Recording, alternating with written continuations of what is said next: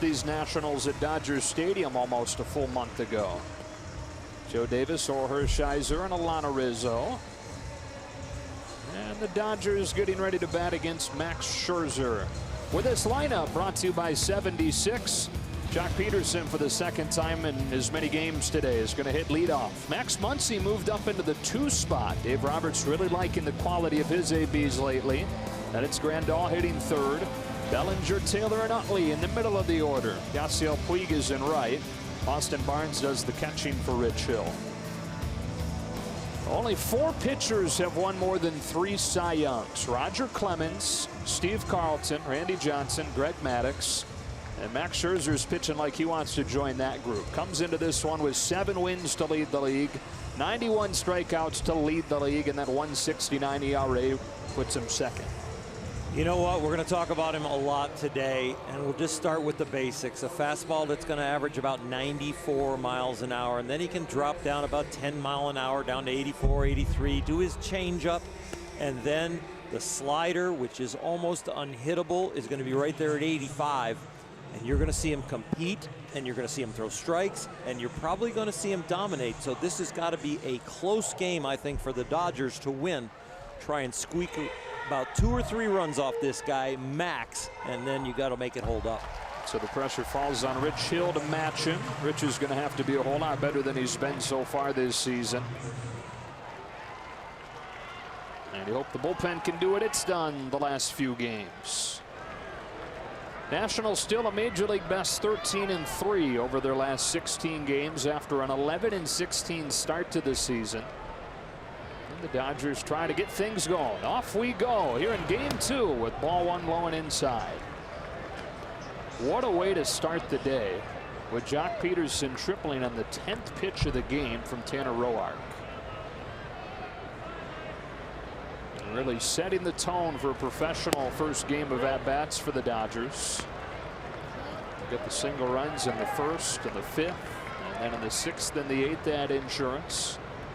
Ross Stripling, career-high 9 strikeouts over his 6 innings. Peterson hits one down the left field line. Stevenson a long way to go. Won't get there, and it's a fair ball. Jock Peterson had stopped running. He's got a leadoff double, but he should be at 3rd.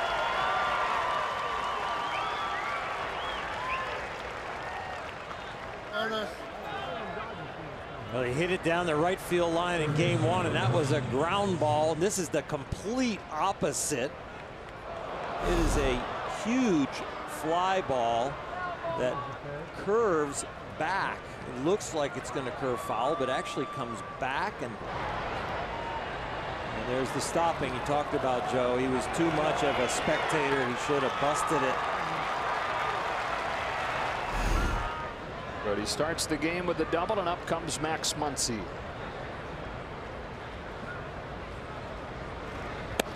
That's a cutter that Max Scherzer has added into his repertoire.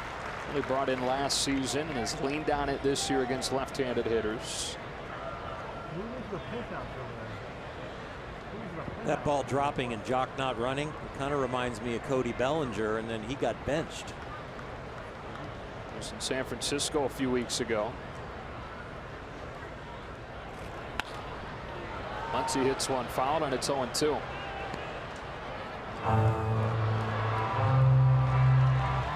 Totally changes the equation for the inning. Man at 2nd versus man at 3rd. Especially against a great strikeout pitcher like Scherzer. And you have to capitalize when you get a break like this against that pitcher like this. Muncy in an 0-2 hole. He comes back home and misses up with a fastball. Muncy drove home a couple of runs in that first game. Had an RBI double and a sacrifice fly. And now facing the guy that he was specifically brought up to face in April. Dodgers wanted a left-handed option at 3rd, and Muncy was that man. Takes a change up 2-2. Uncharacteristically, we're seeing Scherzer struggle with his command. I know he got ahead 0-2, but he usually can finish you off pretty quickly. Remember, he is on 7 days rest because of all the washouts, the Nats have had. Muncy yanks one. Got it in his hands for the cutter. Got his hands in, hit it foul. It's great to see Max Muncy adjust the way that he did in that first game, with Roark striking him out twice with a two-seam fastball to the inside corner. Max, then his third time up, thought that he'd get the same thing, so adjusted, cheated, and pulled one down the line for a double on the same pitch. Another 2-2. He reaches out, pokes a base hit to left center. Peterson's in to score, and they've got a run before Scherzer has an out.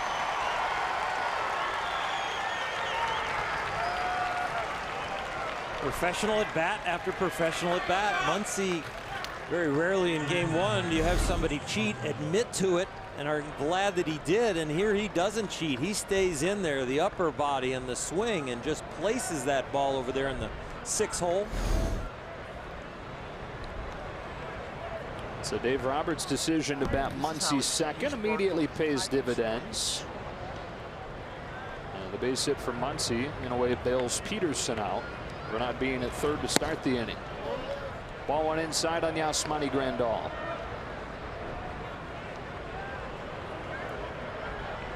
Who is starting at first for the first time this year.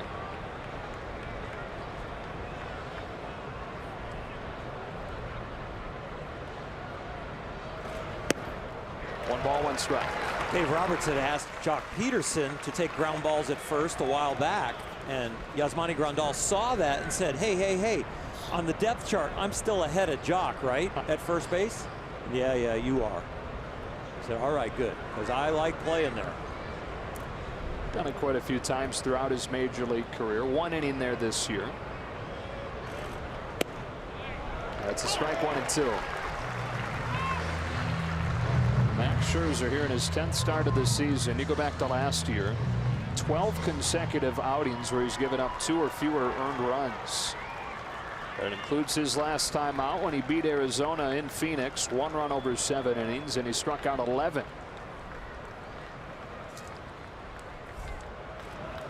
Way inside, 2-2. We've seen some misses that you don't normally see from Scherzer already. I think it's from all the rest. I think this guy is wound tight, especially on game day. And if you have that extra adrenaline and don't have your rhythm, it can be really hard. And he does look like he's overthrowing, but I wouldn't classify it as overthrowing with him as much as he doesn't have his rhythm.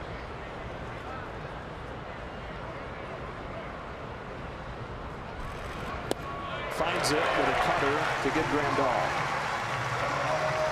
Got a chance, Max Scherzer does, to be the fastest pitcher ever to reach 100 strikeouts in a season. He'd need 9 in 7 innings tonight to match Kerry Wood's record. It'd be 100 strikeouts in 65 2/3 to start the year if he could do it.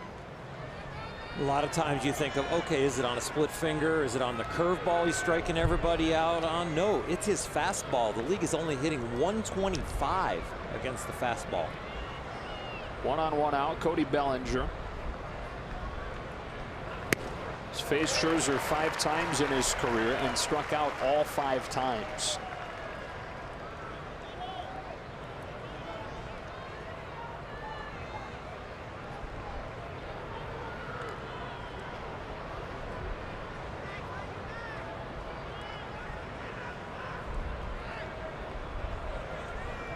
Here's an 0-1. Bellinger lifts one down the line that has plenty of distance, but way foul into the third deck. That's a cutter that he pulled his hands in. Yes, it's foul, but it's got to give him a lot of confidence to feel the barrel against Scherzer. 89-mile-an-hour cutter that Cody gets to right there. It's foul, but feeling better than a swing and miss.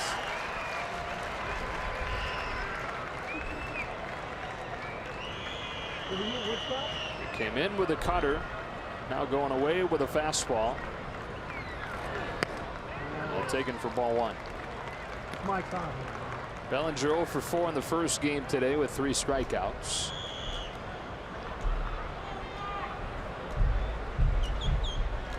ending a modest 6-game on-base streak.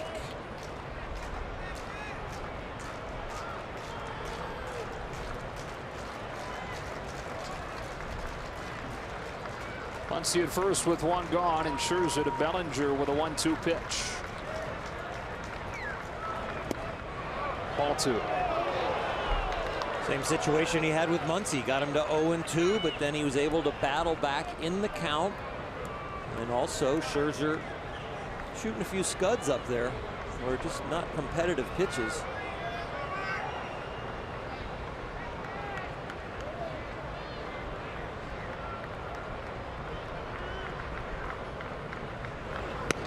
Bellinger chases a rising fastball, and like we talked about earlier, Scherzer is effective as anybody with that pitch in that location. 2 out.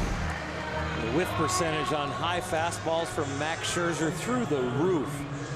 Almost 50% of his high fastballs are getting swung and missed at.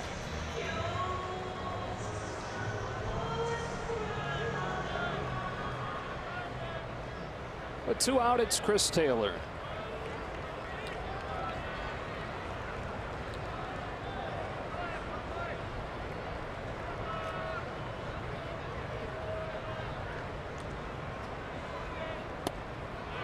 Takes one over the inside corner for a strike. Max Scherzer has an over 50% chance of striking out the side. How do I say that? Well, right-handed hitters, 55% of them have struck out against him this year.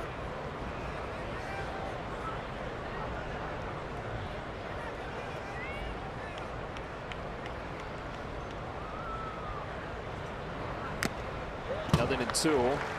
The Dodgers facing 2 of the 3 best pitchers in baseball against right-handed hitters today alone. Tanner Roark ranks 3rd. Scherzer stands alone at the top of that list.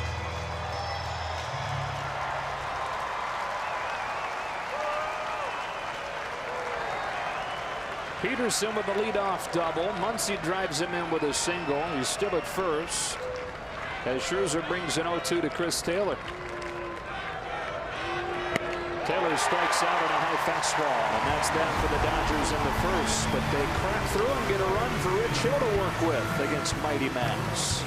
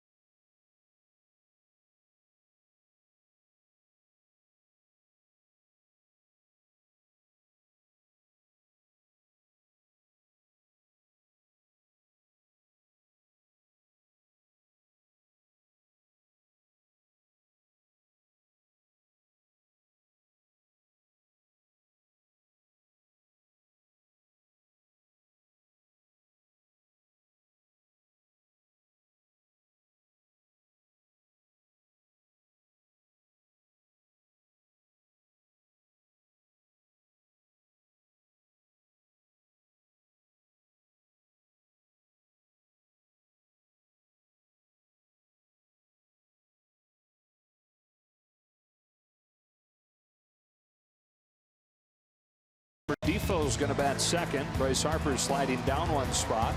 In the middle, Rendon, Reynolds, and Taylor, with Pedro Severino catching Scherzer, who bats 8th, and Andrew Stevenson in left hitting 9th. Rich Hill this season, more home runs, more walks, fewer strikeouts, and that fastball is getting knocked around. You put that all together, and it's not been a pretty start to the year. Fastball was one of the most successful pitches in the big leagues for him as a starting pitcher. It was #1 last year. 175 they hit on it. Now they're hitting 317. So that tells you that he needs to locate it better. And even in combination with his curveball, the command of the curveball and the command of the fastball are really together. They're linked. Trey Turner swings at the first pitch fastball, and in right field, Yasiel Puig. Will he have room? Not quite. A tough spot for him to run along the fence there, and it's 0-1 on Turner.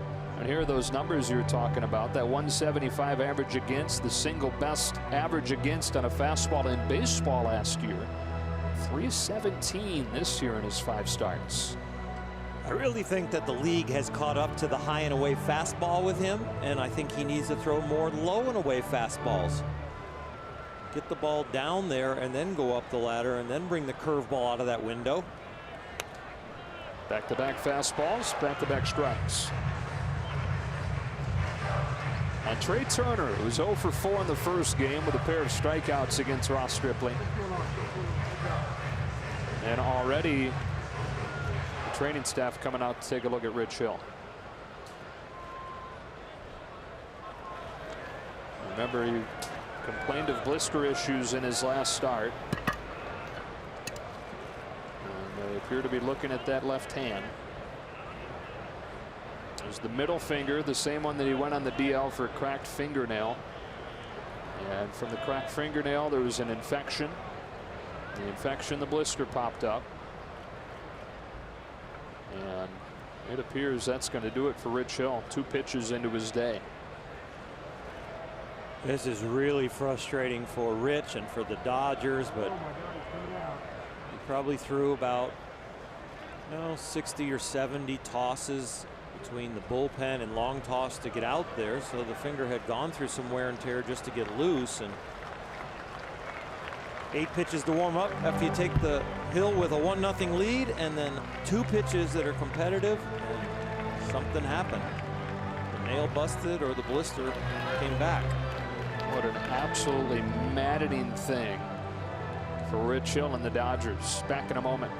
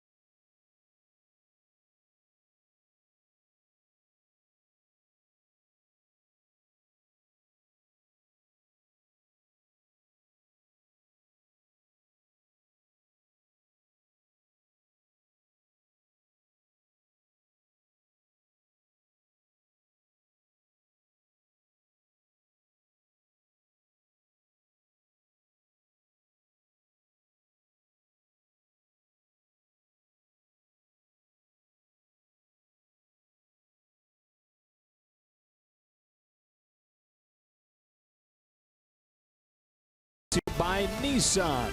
Choose Nissan today for great offers on our most exciting lineup ever. Shop ChooseNissan.com.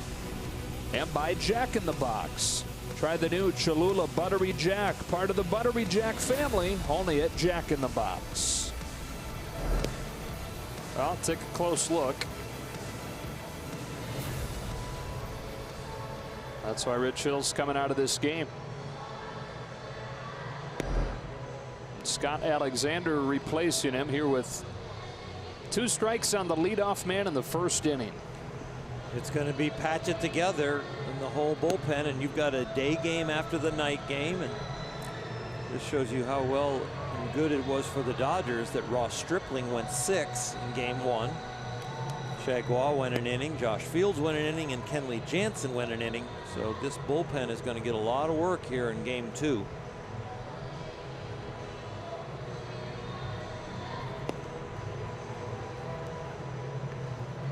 Scott Alexander will have as much time as he needs to warm up.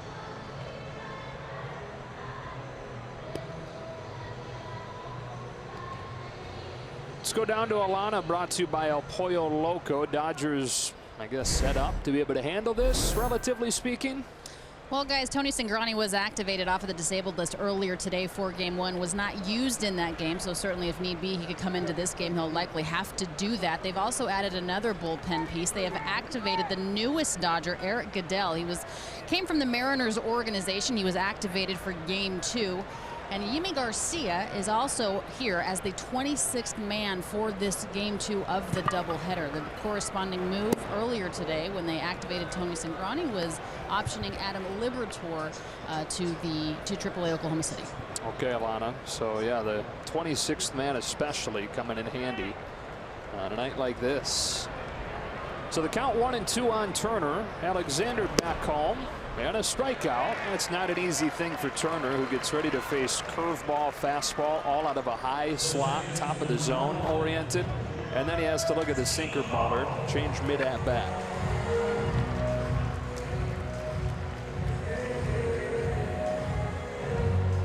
Over Defoe to the plate. The other corresponding move, by the way, is that Pat Venditti has been sent back to AAA Oklahoma City.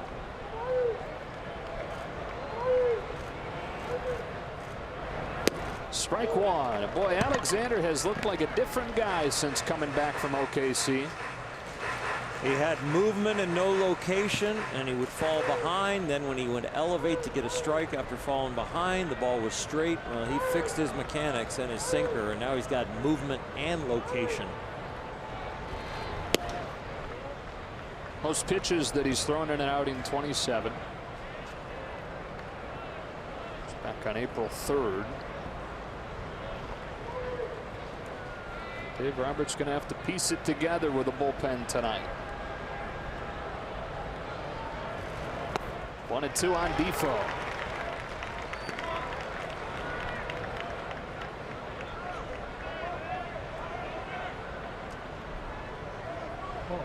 Defoe had been struggling through a 1-for-15 stretch prior to game 1 of this doubleheader when he had 2 of the 4 Nationals hits. Scored their lone run. Alexander with back-to-back Ks to start his night.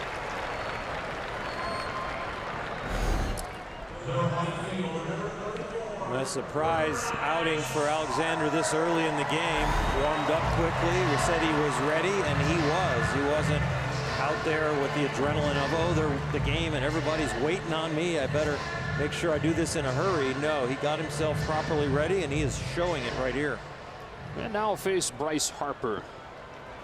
1-for-4 in the first game with an RBI single. And if you happen to watch the first game, you surely noticed the glasses that he had on early. Goes after the first pitch and grounds it foul. He had like Styler glasses in right field, sunglasses, fashion glasses, and then he came up to the plate. Similarly styling glasses. They were clear rimmed. Not glasses you normally see on a baseball player. Well, turns out he couldn't get his contacts in before the game, and so he went with his prescription glasses. Swings and misses and falls behind 0-2. The second at bat, he didn't have glasses in, so he must have figured out a way to get the contacts in. He didn't. He didn't. He still didn't have the glasses in, or just still didn't have the contacts in, and hit an RBI single. Wow. Blind. Alexander strikes out the side. Called upon out of the blue with Rich Hill leaving the game with a blister, and Alexander so far up to the task.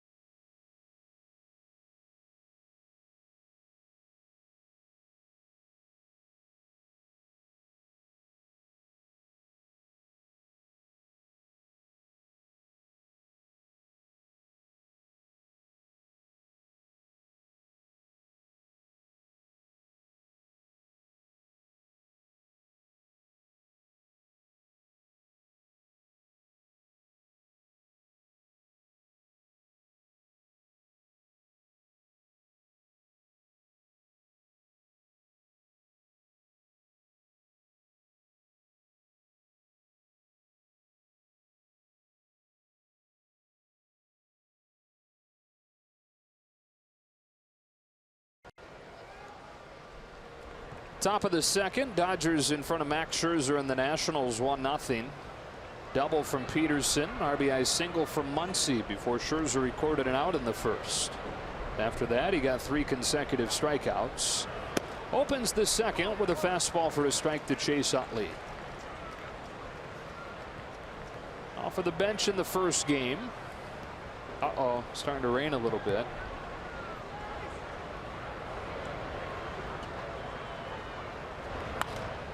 You know, when the times were announced for this doubleheader last night, 2 o'clock and 8 o'clock local, I think everybody kind of looked at it and said, okay, 8 o'clock's going to be fine, but there's no way that 2 o'clock game is happening because it was still calling for heavy rain between 1 and 5-ish, but we stayed dry that entire game. Utley hits a ground ball to first. Mark Reynolds boots it initially, recovers and feeds Scherzer for the out.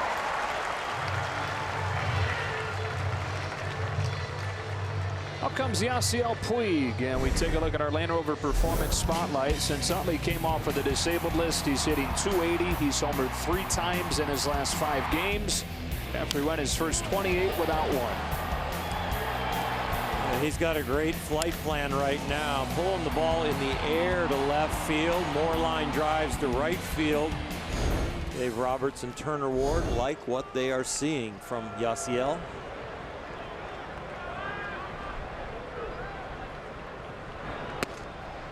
First one misses up. And just to kind of finish off that rain discussion, we're supposed to be in the clear by now. Puig with a healthy cut and a miss on a slider, and it's 1-1.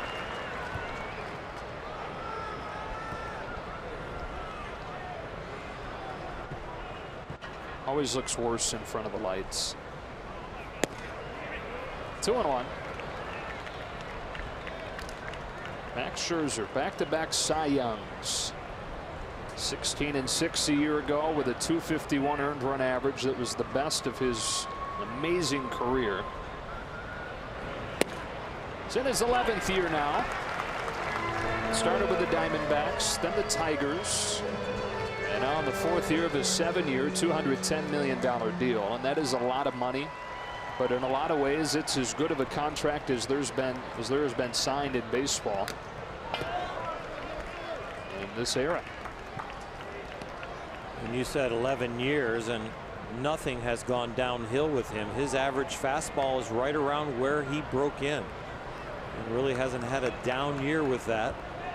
He was averaged around 94, 95 miles an hour his whole career. A 2-2 to Puig with the rain really coming down now, and Puig fouls it off. First 5 seasons for Max Scherzer, he was above average but not standout. In the 5 years since he's turned 28 years old, he's been an all-star all 5 times, and he's won 3 Cy Youngs. Puig protects again. Every foul ball, every time you take something and don't chase, builds the pitch count on Scherzer and might give you a shot at getting one less inning from him and one more inning out of their bullpen, which hasn't been the best.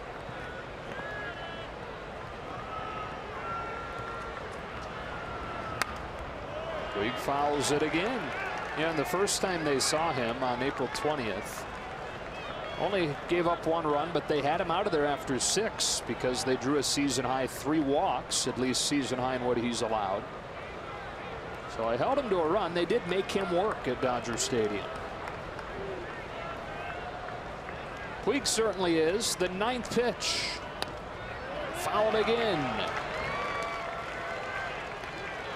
Max Scherzer and Yasiel Puig going without sleeves, so that rain is dripping down their arms. For Yasiel, down onto the batting gloves and into the bat. For Scherzer, it comes down your arm and can get on your hand and be tough to grip the ball. Puig fouls another. It's quite a battle for a guy who has good numbers against Scherzer. 4 for 12 lifetime with a pair of doubles and a triple against Max. Reminding me of the first at bat of the day when Jock Peterson hit his triple on a 10-pitch at bat. Number 11 coming here. Severino sets the target inside, and it's taken for strike 3. Boy, you battle all that time and then get run up on a borderline pitch by Cohen Danley. And Puig still can't believe it. We'll take a look at the Audi pitch cast, and I'm not sure I need to see the replay other than to be amazed again that this got called for a strike. Wow. There's just no way. This is shin high, barely above his shin guard. That's just terrible. It's down there by the blue shin guard. And you know, it happens, but when it happens on the 11th pitch against Max Scherzer, you feel like you've earned that to be called correctly to strike on Austin Barnes. And umpires know when they miss it because they take a larger earful and don't turn towards the bench. They realize it after they call strike 3 or even mid-signal, like, oh, I shouldn't have called that one. And then all the chirping comes and they do not even react.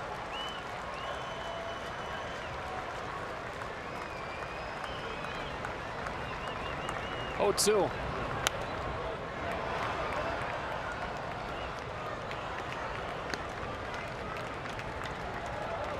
Looks like as quickly as the rain came, it has started to subside. Looking at the radar, just a small pop-up. Here in D.C., Barnes looks at strike 3, and you set it off at the top. You got to cash in on the opportunities, and so far it's a good thing they got that one in the first. He's retired 6 in a row since.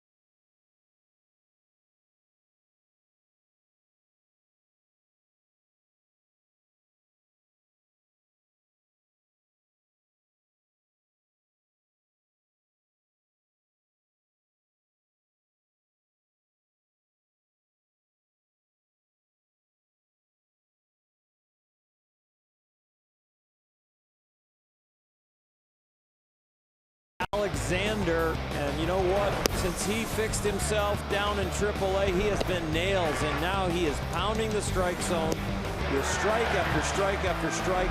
Outstanding late movement. Came in for Rich Hill after Rich threw only 2 pitches, and Scott Alexander picked up brilliantly. Punch out, punch out, punch out. And in 3 1/3 since coming back from Oklahoma City, he's struck out 5 and not given up a hit. Rick Honeycutt and Dave Roberts discussing strategy, how they plan to get through this day. And the highly built matchup of Max Scherzer against the Dodger bullpen. And this is a situation where you don't want to get a guy up and not get him in the game. So you really want to try and be specific about where your matchups are and who you want to face and how you warm the guy up and how long he's up. Because multiple ups today, you don't want to lose an arm or fatigue him either for later in the game or for tomorrow. Anthony Rendon leads off the inning. And takes ball 1 from Alexander. Rendon was 0 for 4 in the first game, and really at the top of the order, who wasn't? Top 4 in the Nationals lineup when a combined 1 for 17. 2-0.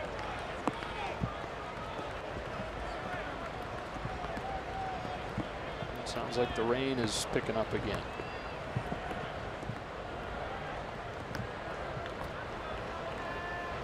Rendon, who's been hot lately, takes high for ball 3.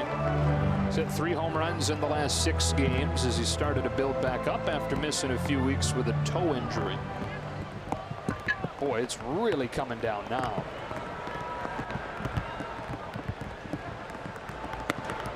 And a 4-pitch walk. Wonder how much the rain is affecting Alexander. He didn't look anything like he did in the dry first inning. You've got to be brave enough to say this is too hard, and you can complain before even the umpire calls it, and that might force him to call it or delay it.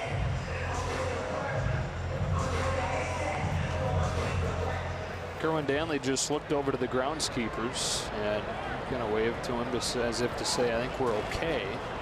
Yeah, it just looked like a little pop-up cell.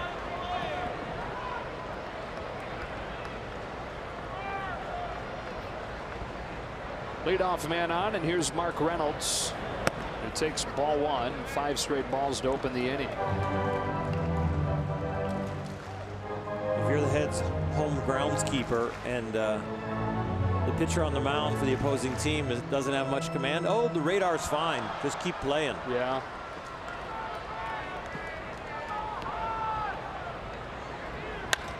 On the ground, sharply hit. Utley will step on the bag and gun to first, a double play. Was positioned perfectly for Reynolds, so the Dodgers have quite a book on from his year in Colorado last year. And that is helpful for Scott Alexander here in the second. 4-3 DP Lane, and I'll tell you what, this is perfect. Scott Alexander with no release point, but throws 1 good sinker with outstanding defensive positioning. 2 outs. And Michael A. Taylor to the plate. Shows bunt, takes a ball. Taylor in the first game 1 for 3. And in the month of May, even though he's hit safely 5 of the last 6, he's 6 for 49 this month. 1-1. And not only hitting the ball weakly, but striking out too much. A third of the time, which is one of the highest rates in all of baseball, and has been the issue for him in his 5 years in the majors.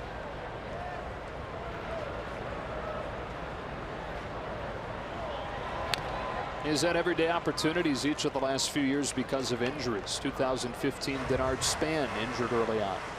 2016, Ben Revere. Last year was Adam Eaton.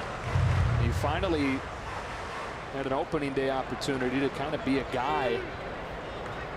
But he's taken a big step back after hitting .271 with 19 home runs last year. Comes in at 189.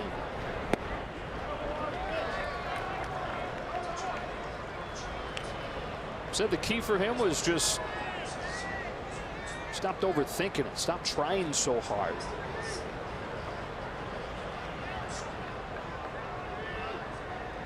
Carried that great regular season into the postseason. He was the Nationals' best hitter in the NLDS against the Cubs. He's worked it full here. Had a grand slam in the division series. You know, he has long arms, and we just got done with Lewis Brinson, and he strikes out about a third of the time also. Yeah. We might be seeing the same issue with blessed with a great lever system, maybe a little too long for your liking. Strikes out here, and especially in this day and age of velocity from every single guy that takes the ball, that's a tough equation for those long-armed hitters.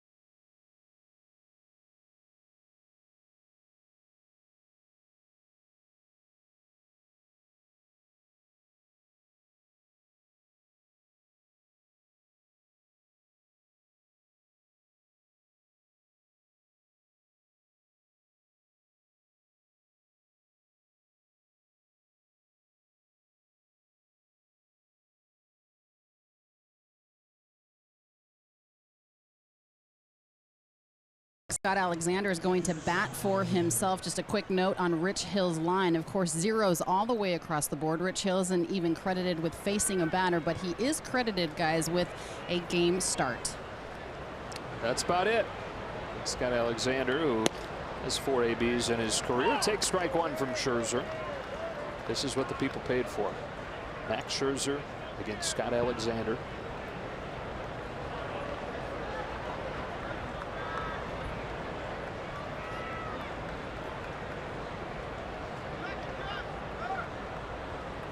Drama's palpable. 0-2. I think you need to go back to your. I think you need to go back to your golf voice for this. Boy, there are more fans in the ballpark right now than there have been in the first 4 games of this road trip combined. Right? Yeah. Strikeout number 6 for Scherzer, who it appears may be on his way to being the fastest in Major League history to get 100 in a season. MLB at Bat is your #1 Dodgers app. Customize your experience to catch every moment this season. Get Dodgers home screen icons and features such as MLB.TV Game of the Day, pitch tracking, in-game highlights, live radio broadcasts, stats, news, and more. Download MLB at Bat today. Second time through the order now as Jock Peterson stands in.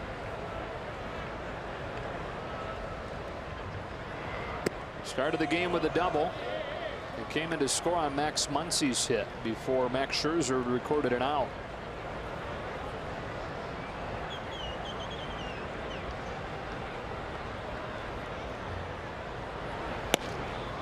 Tries to lay off the cutter but can't. Of course, one of the biggest swings of Jock Peterson's career came against Max Scherzer in Game 5 of the division series in 16.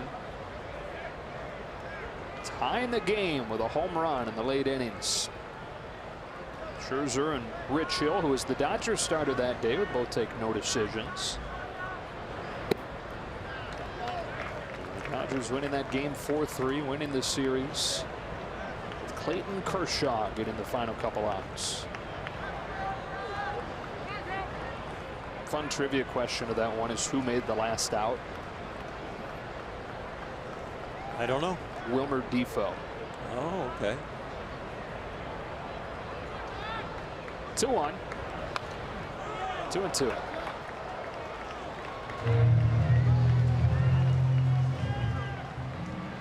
He had way more hair then. Just cut it off a couple weeks ago. Had to get a new hat size, new helmet.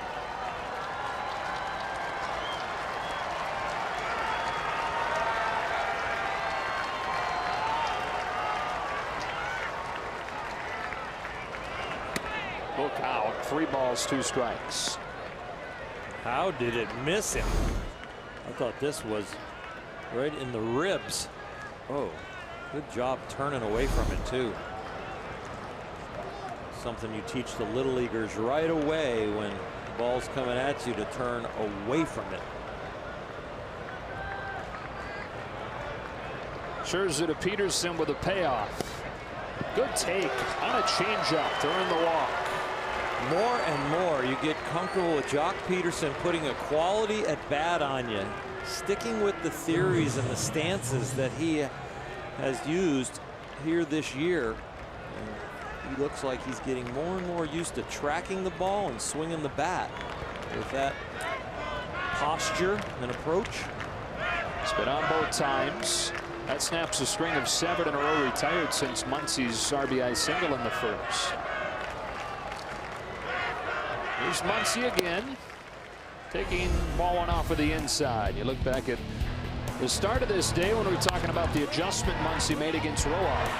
He turned on an inside 2-seamer. The first 2 at bats, he had run that 2-seamer in on him, and he was struck out looking. Next at bat turned on it, and here today, covering the outside part of the plate tonight.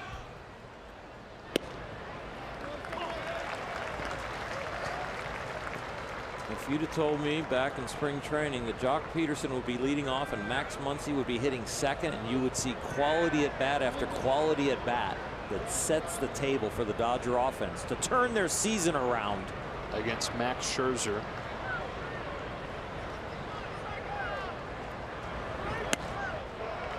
Tries to lay off and does. 2-1. You would have said, well, why do they have to turn their season around? What's gone wrong over the first 2 months? Exactly. I mean, that's why they play the games. Well, I had you ask that question in March. You're right. So much has happened between then and now. 3-1.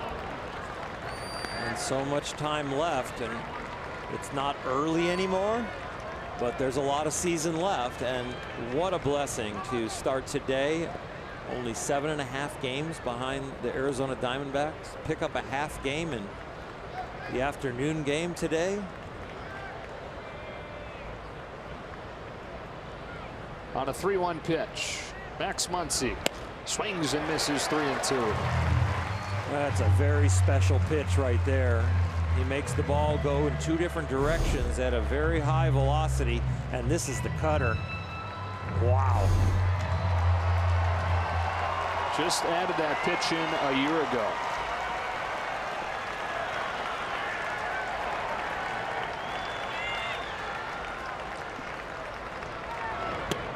Goes back to it and misses inside.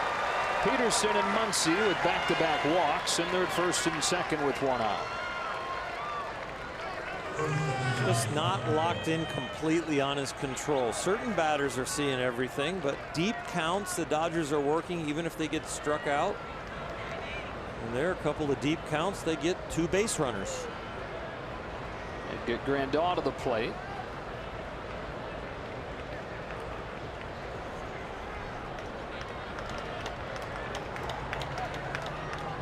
Peterson at second and Muncy at first in a 1-0 game here in the third.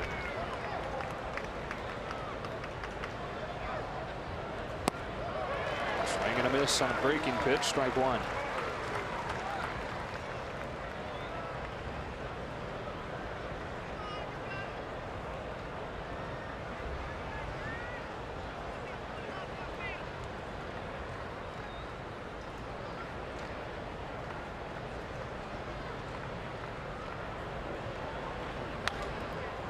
pops it up. Severino gives it a look, but it's in the seats. 0-2. Severino's starting at catcher because Matt Wieters just had hamstring surgery. The list goes on and on with key Nationals players that are out right now. Daniel Murphy still hasn't played. Adam Eaton's only played a handful of games. Ryan Zimmerman's currently out. And then Howie Kendrick, it's been reported an Achilles injury earlier today. Severity not yet announced. 0-2.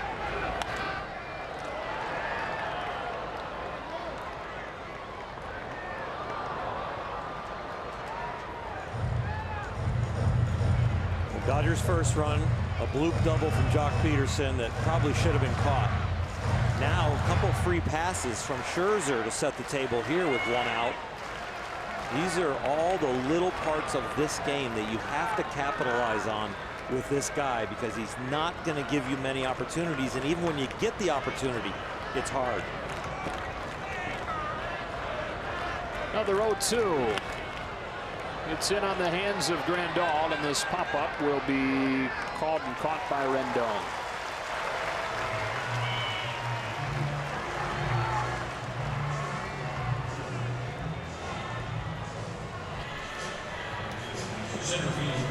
And so with 2 out, it is up to Cody Bellinger. He's trying to put it in play against Scherzer for the first time in his 7th career meeting with him.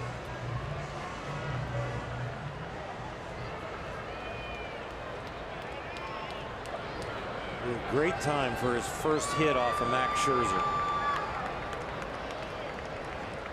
We saw him drive a ball into the 3rd deck. Well foul, but barreled it up. It's something good to take away from that. A good feeling. It's under this one, and a pop up to short left field. Rendon and Taylor. It's Taylor, and the Dodgers have stranded a pair here in the 3rd inning, but they lead it 1-0 to the bottom half.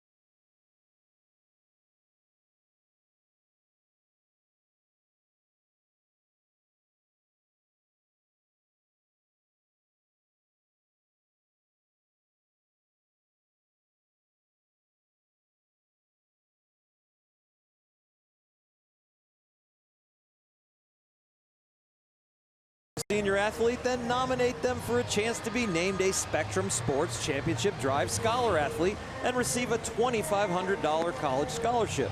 Go to SpectrumChamp.com now for more information. Pedro Baez comes into the game. 2nd appearance of this road trip. First one did not go well. He was tagged with a loss in Game 2 against Miami. 20th appearance of the season for him, and it comes much earlier than he's used to pitching. Again, if you're just joining us, Rich Hill leaving the game after 2 pitches with a blister. Alexander, 2 shutout innings contributing to this. Dodger bullpen against the Nationals this year has a sub-1 ERA in 4+ games. Bottom 3rd of the order, it's Pedro Severino. All Dominican battle to open up this third.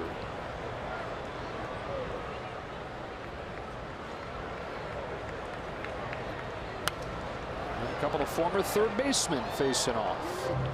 Baez, of course, from third to the mound. Severino from third to catcher.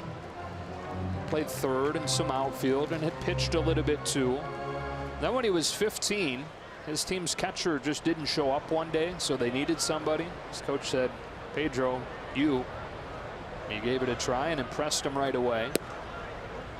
Takes the ball, it's 1-1. He didn't like it though, and in fact wanted to quit if the coach was going to keep playing him at catcher.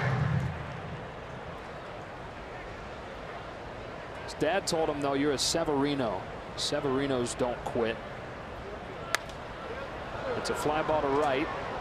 Puig racing over to the sidewall. He's out of room, and it's 1-2. So he stuck with it, and here he is for the first time in his career as the featured guy with Wieters on the disabled list.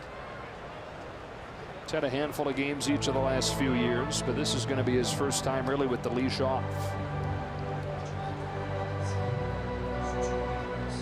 How many young kids hear their last name and we don't quit? Yeah. Large percentage. It should just be, you have a last name. You don't quit, right? Anybody can fill in the blank with the last name.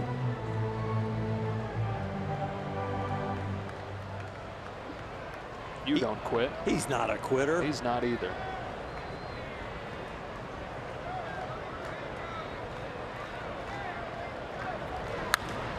Severino drives the ball to right center field. Puig runs it down for the first out of the third.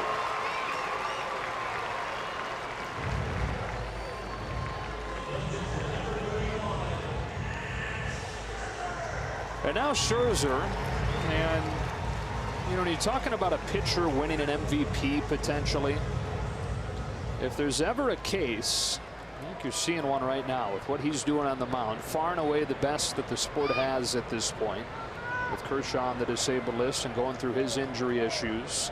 And then you toss in what Scherzer's doing at the plate, hitting .292. Taking a strike from Baez.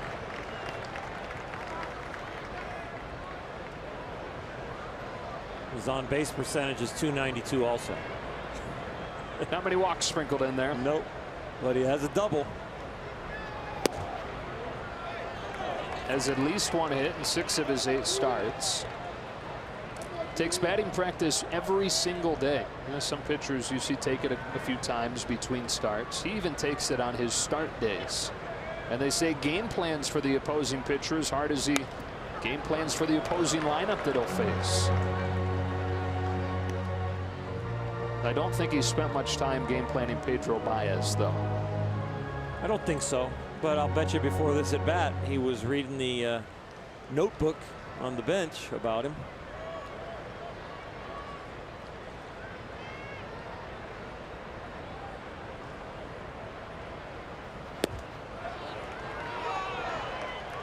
Lays off the slider, 2-2. Well, here's where you're Pedro. You don't want to extend your pitch count with this guy. Yeah, you give him respect for the .292 average, but he is a pitcher in your mind, and you want to put him away.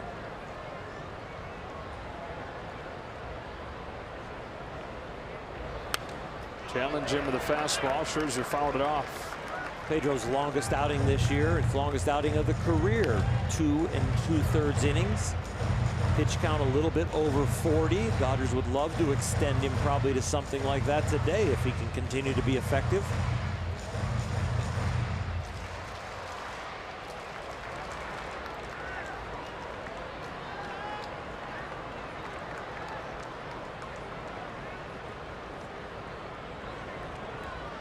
There's always one piece in your bullpen before a day game tomorrow, and you know you're using everybody in the pen that you can go beyond the 25, 30 pitch mark and say, okay, he's off tomorrow. I think everybody else you'd like to keep under 20 or even 17.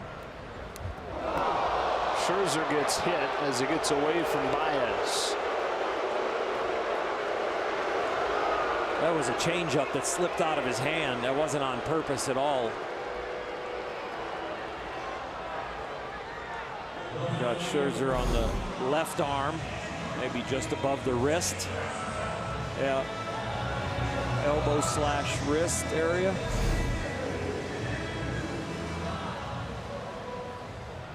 Those are different kind of gasp from this crowd than you hear from most guys get hit. I can tell you that the whole Dodger lineup doesn't want Scherzer to figure out who he wants to get to pay back. Right on the forearm. Yeah, right on that muscle. So in a 1-0 game in the third, with Scherzer hitting 8th, now it's the 9-hitter Andrew Stevenson who takes ball 1. Stevenson starting with Kendrick, injuring that Achilles in game 1 and getting placed on the DL.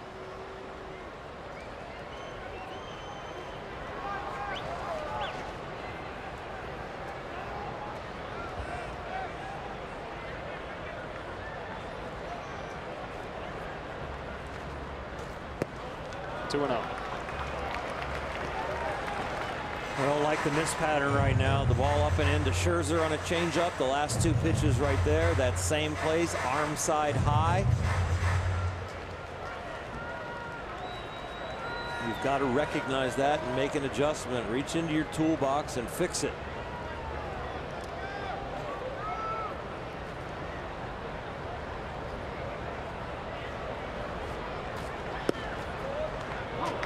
Got a strike, although similar characteristics to the pitch. Austin Barnes did a nice job of calling a slider, which gets his hand to the other side of the ball, breaking it towards the left-hander, getting more out in front compared to a 2-seam fastball where the hand's on the inside part of the ball and seems to be squirting out on him right now.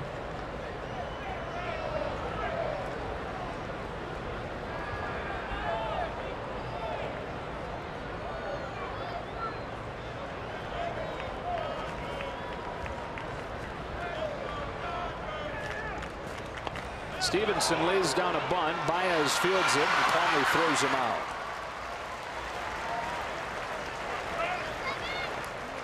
That was a nice job by Pedro Baez. First of all, a little bit startled that the guy's bunting, then hard enough that you're going to be the one that fields it. Doesn't get his feet in complete good order. Throws it slightly awkwardly off the back foot, but accurately.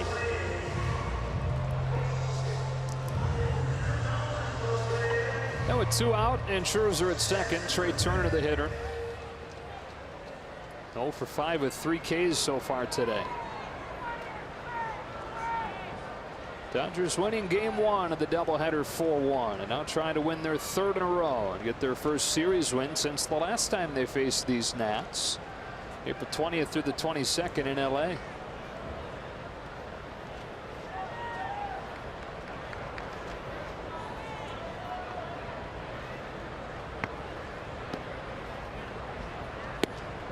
Strike 1. That's a great catch by Austin Barnes. He kind of snatched that one in to make it look like a strike.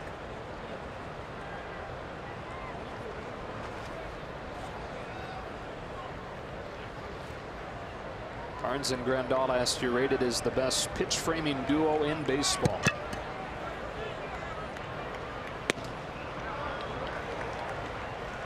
Individually, Grandal was 4th. Barnes was 8th. Those are cumulative numbers, and so in a timeshare for them both to finish in the top 10 is something.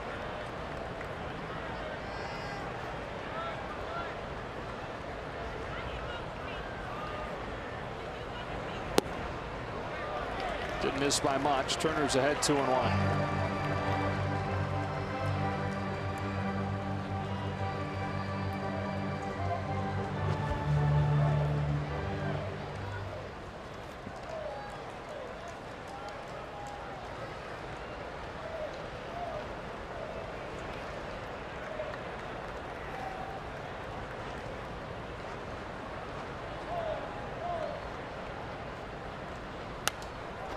Strike 2.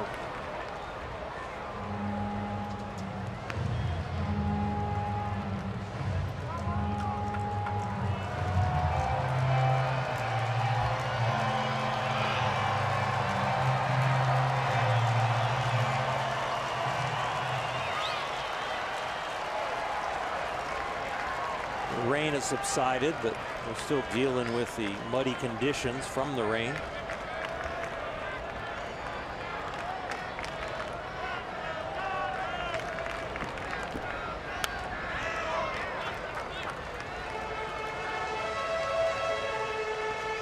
So used to watching the monitor and seeing a ball fouled straight back and getting ready for it to maybe come up in the booth.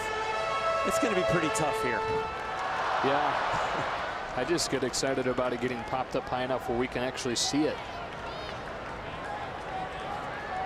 Hello, we're up here. Is there a game down there? Another 2-2. Boy, misses by an eyelash, and the count goes full on Turner. This ball, I think, was thrown properly and caught properly. You remember the strike on Yasiel Puig, and we don't get that one?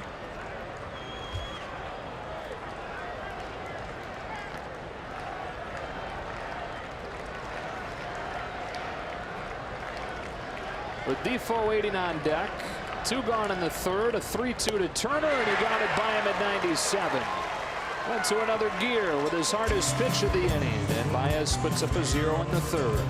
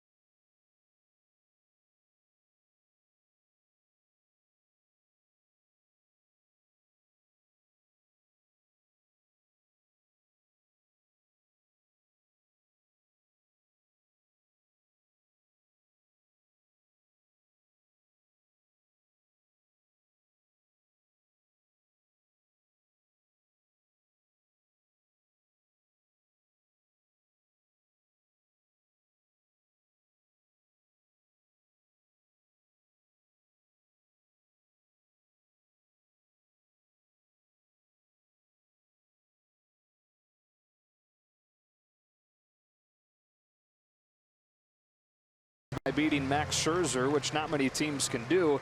And now they're really trying to beat it because it's the Dodger bullpen for the entire game against Scherzer, with Rich Hill leaving after 2 pitches. What an opportunity to now become a strength of this team. You get 9 innings from the bullpen today, and if they happen to be scoreless, that's going to lower their ERA a long way and give the whole staff a lot of confidence. Yeah, and they got Scott Alexander with 2 scoreless innings, and Pedro Baez with 1 so far. Dave Roberts going to earn the paycheck navigating through this one today. Scherzer gave up the leadoff double to Peterson, an RBI single to Max Muncy, then proceeded to strike out 6 of the next 7 before Peterson and Muncy reached again last inning, which slammed the door with a couple of pop-ups. And we'll face Chris Taylor to open the 4th.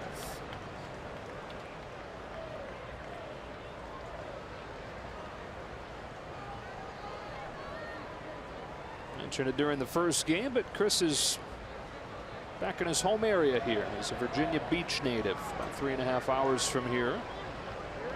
And his family in town for the game. It's at foul. They'll be coming out to Dodger Stadium in a couple weeks for Chris Taylor bobblehead night. And the tentative plan is that Chris's sister is going to throw out the first pitch.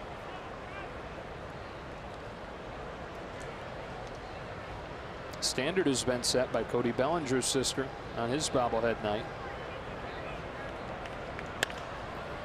Ground ball yanked off the end of the bat to short. Turner with a leaping throw to get him.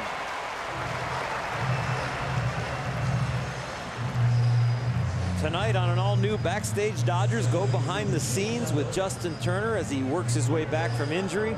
Plus, Justin is mic'd up on his bobblehead night at Dodger Stadium. Don't miss Backstage Dodgers, presented by Cadillac, tonight after the postgame show on Sportsnet LA. Turner getting the night off against Scherzer. I figured he was going to get one at some point here. Good chance he'll be back in there tomorrow against Steven Strasburg in the series finale. Chase Utley takes strike one from Scherzer. There are teammates that look at starting pitchers and find out who they can duck. But Justin Turner is not ducking Max Scherzer at all. He would want to be in there, but they're doing the prudent thing and let him only play one game today. That would be known as the Scherzer flu. He came down with a case of that. Yep. It's rampant. Yeah, I was scratched with flu-like symptoms.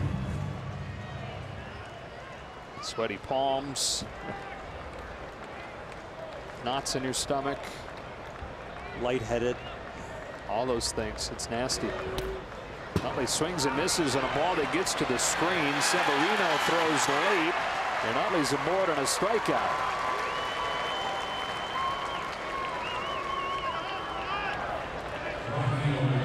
Well, here it is again, a gift. Max Scherzer walked two guys last inning. Dodgers weren't able to push any of them over. Bloop double in the first, got him a run.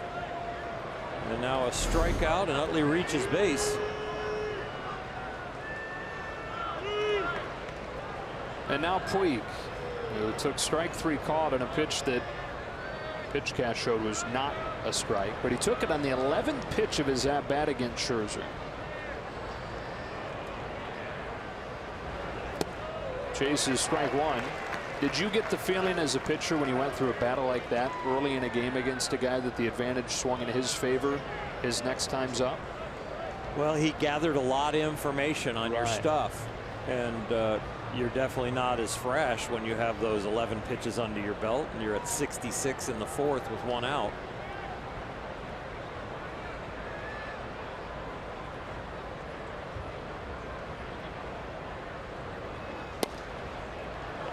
Inside corner, strike two. And as you can see here in this at bat, Max Scherzer is really hurting from it.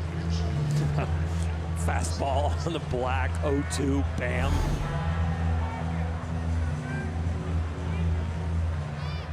.33 years old, out of St. Louis, Missouri. Stayed in Missouri for his college ball at Mizzou. Diamondbacks took him 11th overall in 2006. Home with an 0-2 to Puig. Eventually. Got a piece to stay alive. You know, like you freeze a runner at first, I think Scherzer was freezing Yasiel Puig, trying to take him out of his rhythm and then sneak the fastball by him with a quick leg kick.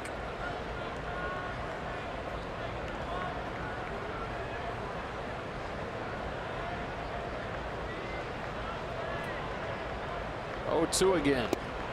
This one got him. Change up to the inside corner.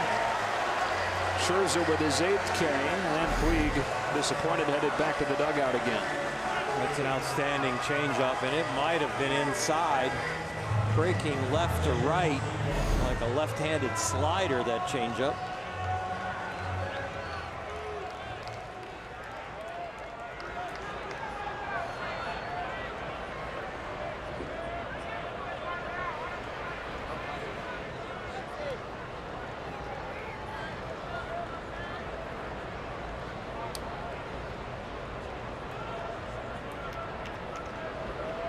Strike one on Austin Barnes. He took strike three, called his first time.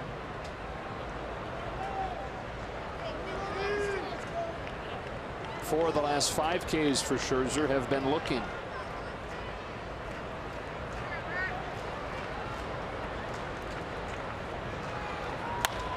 Ground ball up the middle, base hit into center.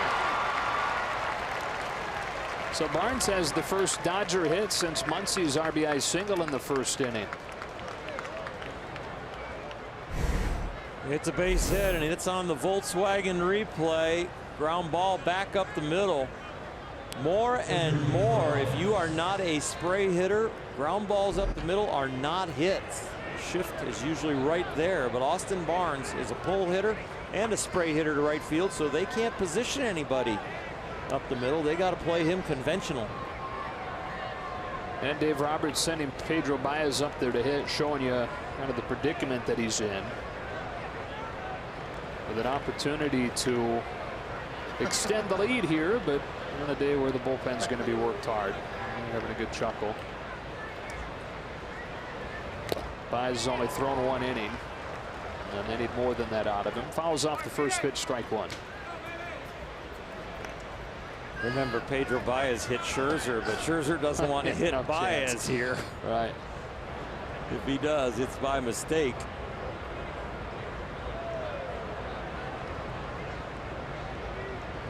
Oh for 3 in his major league career, Baez is.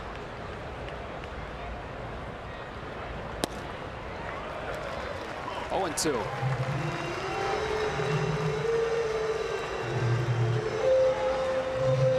The swing and then the check swing right there for a called strike tells you why he converted from a third baseman to a pitcher.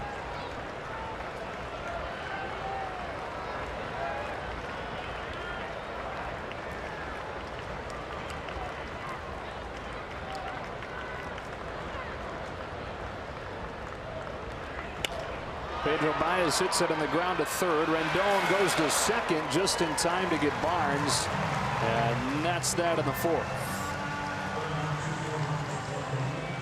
T-Mobile presents Hats Off for Heroes, because no matter where you serve or when you serve, T-Mobile stands ready to serve all military families.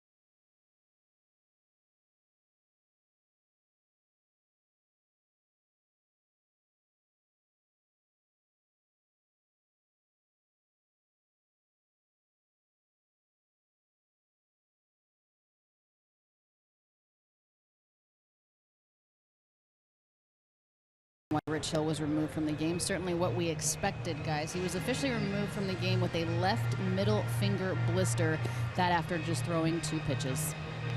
Well, we had the great shot of that finger up close. And a recurrence of an ongoing issue over the last couple years for Rich. And you feel for him. I mean, he does everything in his power to try and protect that finger and to get through those issues. But it just keeps rearing its ugly head, doesn't it? That is so painful. And when he does have command issues this year, sometimes I think it may be still that there's some pain there. The skin is healed, but the pain can still be there. And he did deal with an infection and the nail cracked. I just hope they can figure this problem out, but it has been going on for a long time.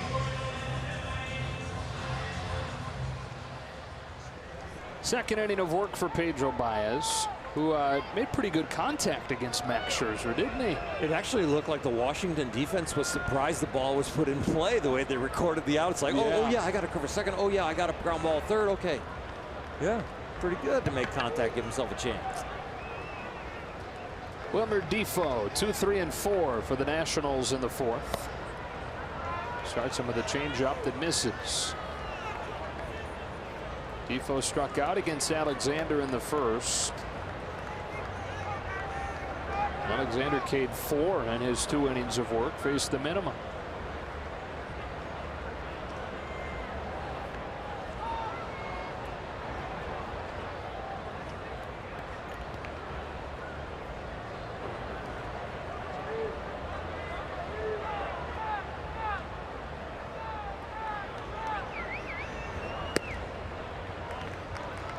Two and up.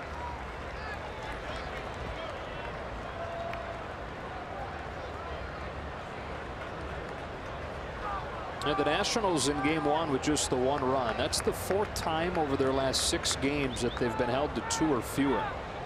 It has been almost exclusively about the pitching this year for them.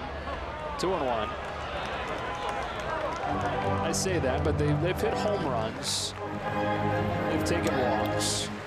But the bottom line, the run production has not been there for Dave Martinez's team.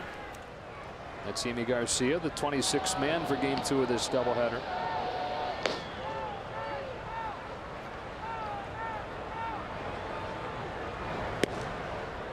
Three and 1 on Defoe.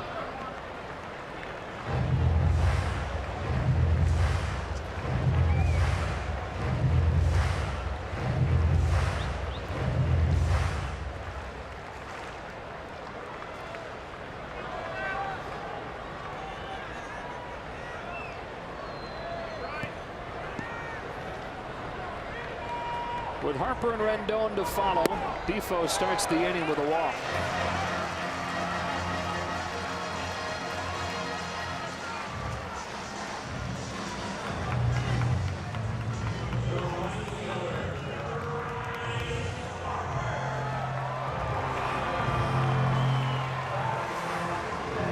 So Harper to the plate, having struck out his first time. 1 for 5 so far today. For a guy who, when the Dodgers saw him in mid-April, was doing very Bryce Harper things, was leading the league in just about every category, but has fallen off a cliff here in May.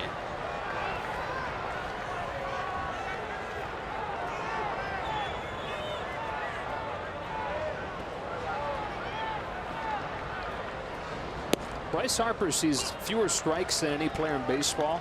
And over the first month, he was taking balls, taking walks, #1 on base percentage in the National League. But he's been chasing in May, and he's 75th out of 88 hitters in on base percentage. This month is no longer young, more than halfway through it. 1 ball and 1 strike. The frustration of not getting many pitches to hit in his free agent year maybe made him a little bit anxious. Didn't let the game and the strikes come to him. Started forcing the issue. Put him into a pretty big slump. Still on pace to hit 52 home runs and drive in 120. Yeah, you put it all together, he's doing okay. Leading the league in homers, leading the league in walks still. And yet to turn 26 years old. Won't till October. Taps a bunt foul. 1-2. Looking to beat the shift, help his team that has not scored many runs. And he knows he doesn't think he will need many with Max Scherzer on the mound. Isn't this a situation where the shift is already won when Bryce Harper's trying to bunt against it? In a way, and Bryce did a nice job of making it a base hit or foul. I think when power hitters go for that to play small ball, they need to make sure they understand the fundamentals of that bunt and the theory behind it. You don't want to punt it back to the pitcher, the only fielder that really has a chance. Climbs the ladder for a fastball, pops it up. But even if he were to bunt successfully there, you live with it. Yeah, and the only reason I'm not just jumping and saying yes is because he's in a slump. Yeah. Yep. So he's doing it for a reason. Is he's not real confident against Pedro Baez right here. He's doing it for a second reason. It's a gift down there if he can get it down.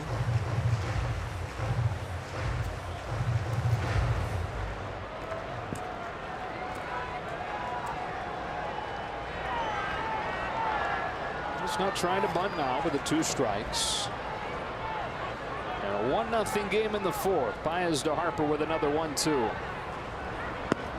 Way upstairs. 2 balls, 2 strikes. A guy like this, when you've got him at the plate and you got him in a hole, there's a little bit more pressure to make your pitch when you're ahead and not throw a pitch like that that's not real competitive. Yes, that possibly could set up this next pitch. You execute a cutter in, a slider, a tight slider in, and he thinks it's that fastball. It's going to be a strike. They give you very few opportunities to put him away. Grandal has to kind of go back into catcher mode there to block that one, smother it in the dirt.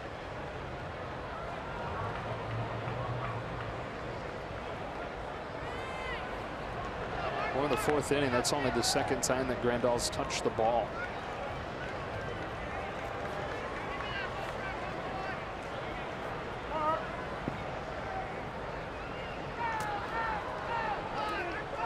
First start at first for Yasmani this year. On a 2-2. Bryce Harper drives the ball to center field.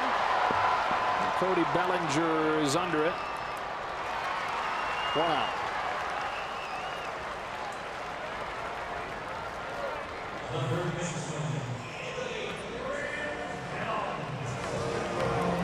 Here's Rendon.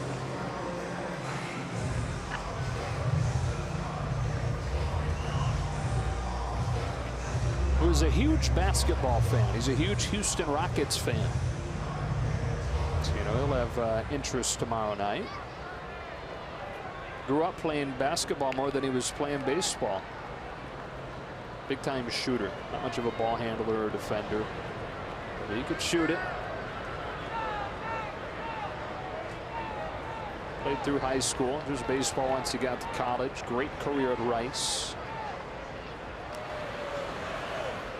Nationals took him 6th overall in 2011. Played in less than 100 minor league games before they brought him up for his major league debut, 2013.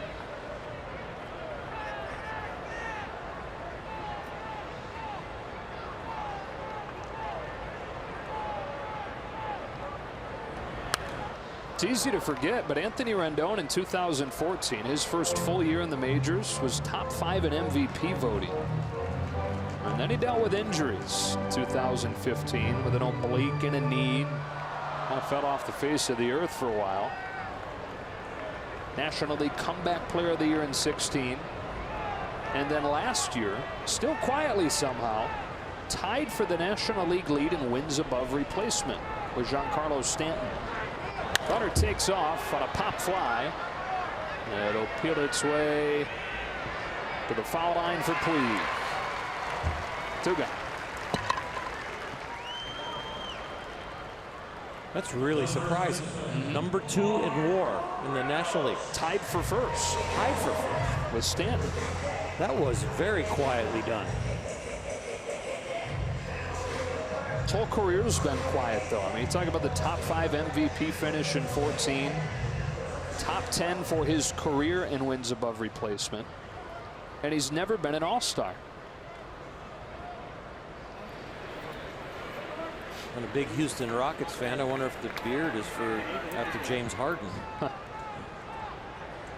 1 on, 2 out. Mark Reynolds.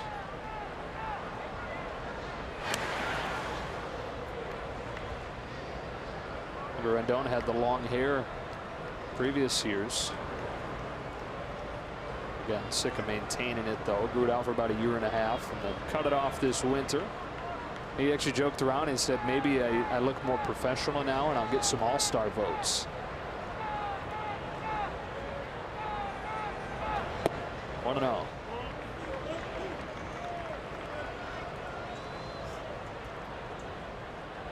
All-star games coming here this year. Should be a great spot for it.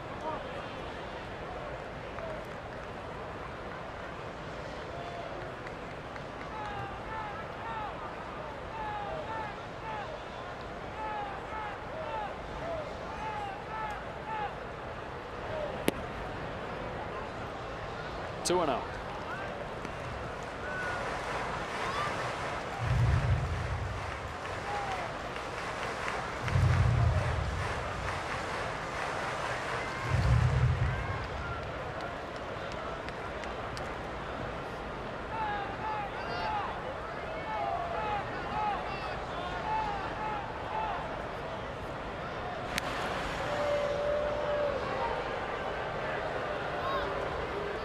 So it's Nationals Park this year for the All-Star game. It'll be in Cleveland next year.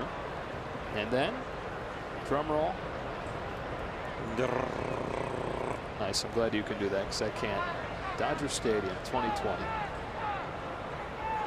Got to be careful here. 2-1.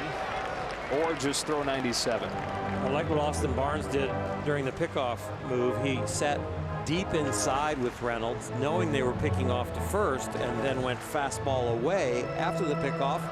Make sure Reynolds sees you in there. Just put a little doubt in his mind and throw the opposite. There goes Defoe on a ground ball to third that gets through Muncy and keeps the inning alive.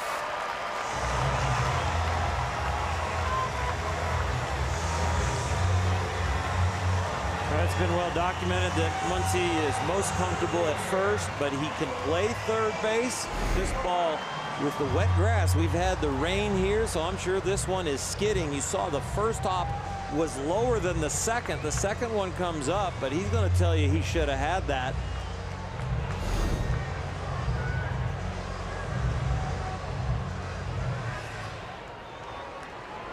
So Baez to try and bail Muncy out with Michael Taylor coming up. Tying run now in scoring position, and the go-ahead run at first.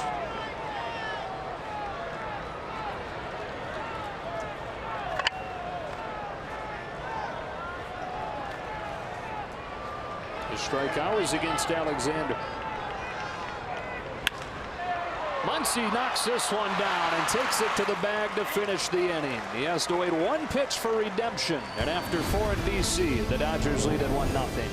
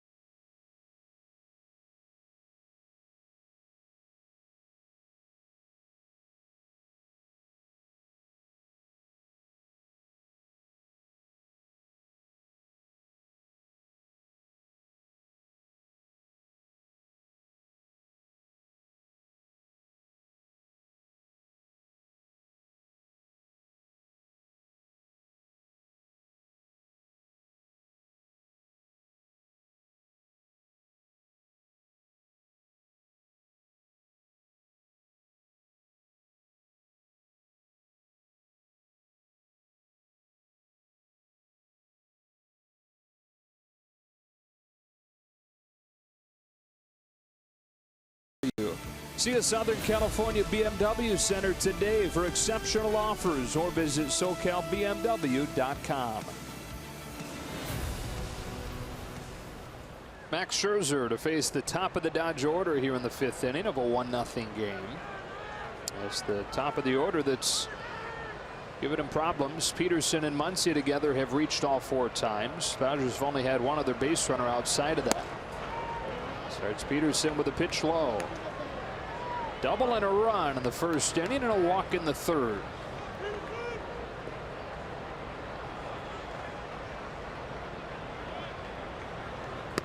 Jock has eliminated part of the between swing routine. A little less body language. That was very subtle. Jock wasn't. 2-1.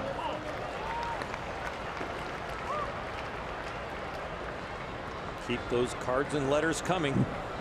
What would it be now? Nowadays, it's not cards and letters. It's tweets and texts. It's a great state. Did I mispronounce it that badly? Oh, it's perfect. Okay, thanks. Everything's bigger there. Great barbecue. Oh, you meant text. Text. Is that what I didn't say?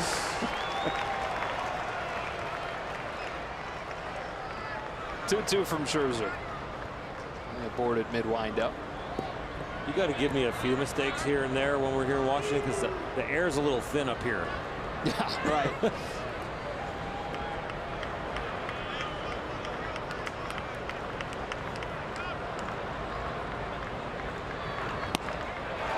Peterson down on strikes, and Max Scherzer has reached 100 strikeouts in a season, faster than any pitcher in baseball history. That is quite an accomplishment, and he has absolutely amazing stuff. He applies it so well, and what a competitor.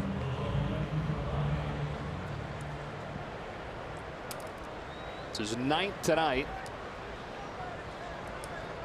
And he has now struck out everybody in the order except this guy, Max Muncy. It takes ball 1 outside.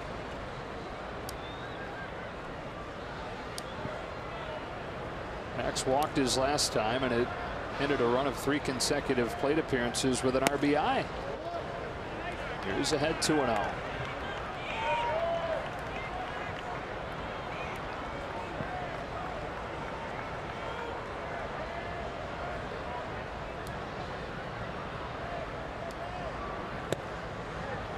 Generous corner, 2-1.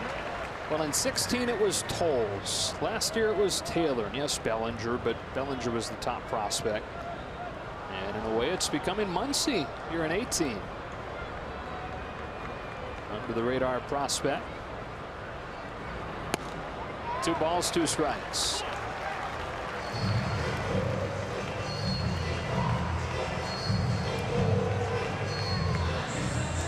A little more similar to Taylor than Tolles, and the Tolles rocketed through the minors kind of out of the middle of nowhere, whereas Muncy has a big league background.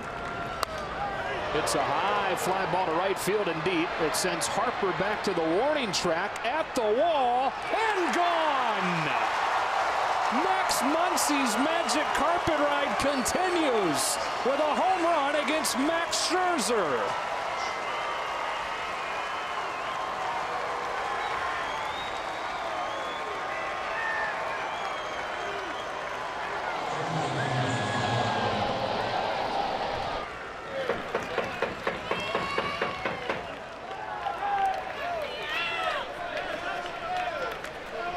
Dodgers lead it 2-0 here in the 5th.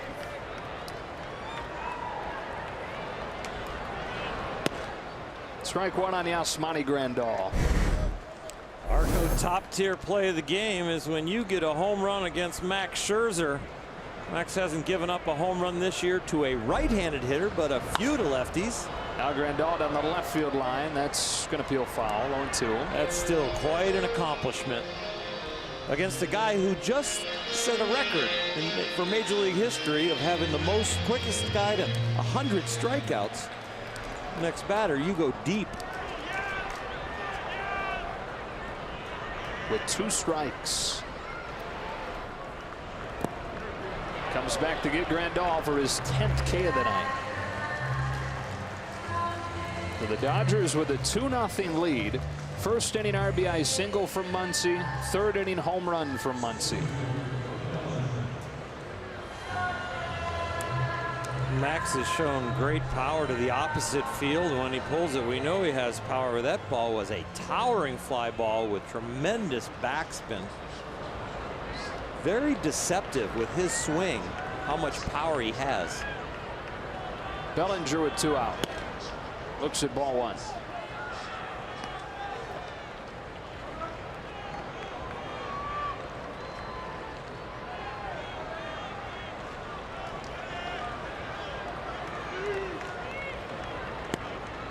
That's a strike.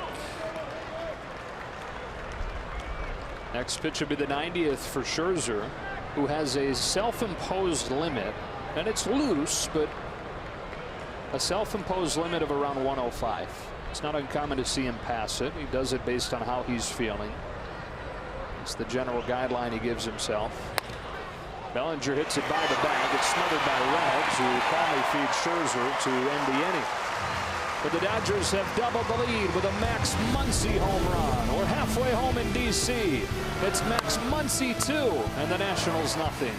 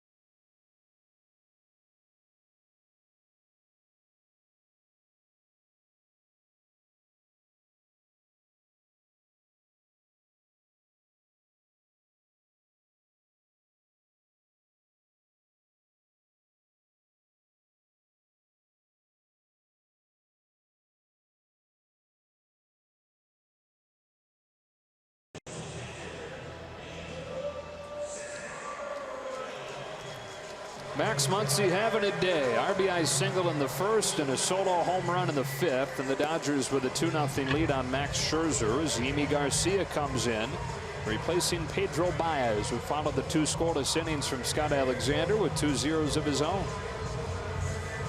The bullpen has done their job right from the beginning of this game. 2 pitches in, you lose Rich Hill. But they have posted some zeros and some strikeouts. Now Yimi trying to continue the tradition. With Pedro Severino to lead it off.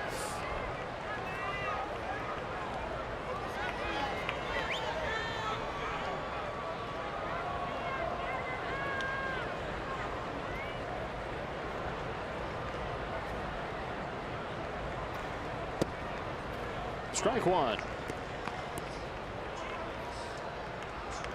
Garcia, the 26th man for this doubleheader.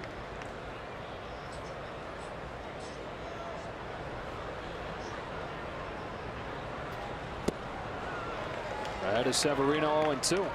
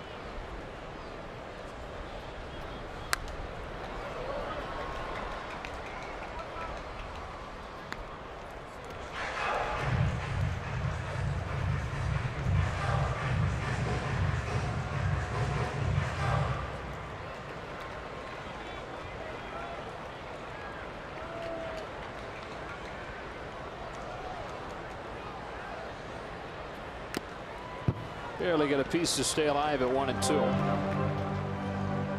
Scherzer and Stevenson to follow here in the 5th. Nationals, by the way, still looking for their first hit in this Dodger bullpen game, which became the thing when Rich Hill left after 2 pitches. That blister opening up again in his middle finger. Severino takes strike 3 and 1 gone in the 5th. Well, Muncy's home run, we're talking about how high he hit that thing. It's one of the highest launch angles on a home run this year. The highest is 45 degrees off of the bat. This one 42 degrees and just barely over the fence. It's a paint scraper over the double wall there. It won't be measured statistically for distance, it'll be in the record book, but the angle was severe. Strike 1 on Scherzer. As a pitcher, you'd rather have him put it in the upper deck, right? Yeah, I'd rather see it in at least the second deck. I know it was really my fault.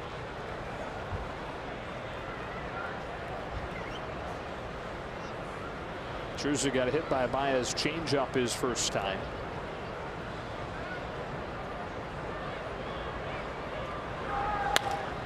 It's a ground ball to second for Chase Utley. 2 out. Add to your bobblehead collection on Tuesday, May 22nd, when the Dodgers host the Rockies at 7:10. Be one of the first 40,000 fans in attendance and receive a Corey Seager bobblehead commemorating his back-to-back Silver Slugger Awards, courtesy of Coffee Bean and Tea Leaf. Visit Dodgers.com/promotions. One more on this road trip and then home to take on the Rockies on Monday. 3 with them and then a day off, and 3 with the Padres. Outside ball 1 on Stevenson. And 4 with the Philadelphia Phillies and Odubel Herrera, who has reached in every game this year. Soft grounder. Chase Utley at second. That's that. 5 innings without a hit. All Dodger bullpen pieces putting it together so far in this one.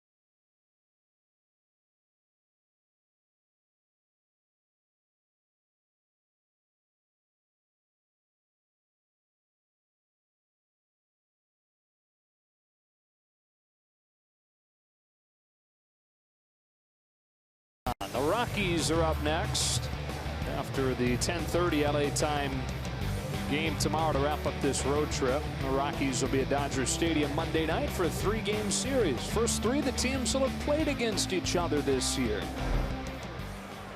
Taylor to lead off the 6th for the Dodgers against Scherzer.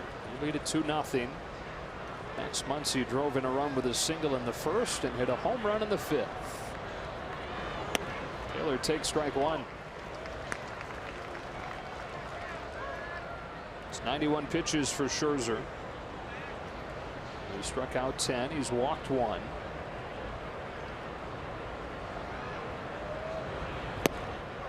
Taylor chases 0-2.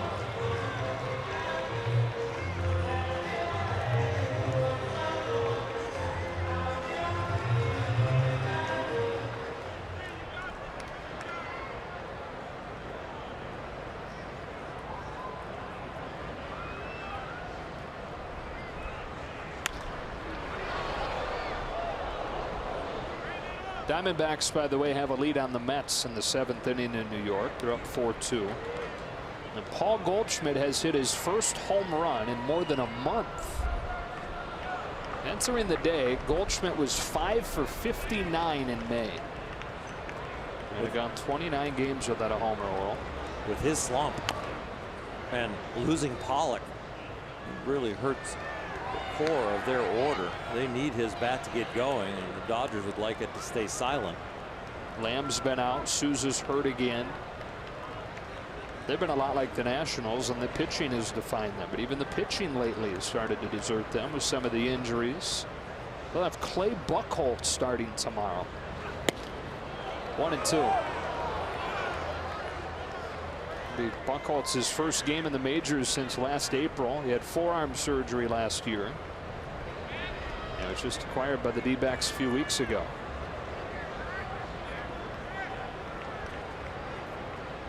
Scherzer's 1-2. On the corner to get Taylor for strike 3. We're seeing fastballs on the edges now as Max Scherzer early in the game was kind of jerking these pitches. The pitch count got built up because of his lack of consistency, but the stuff has been there. And remember, he's working on almost the full weeks of rest because of all the rain the Nats have had, so it took him a while to get his rhythm.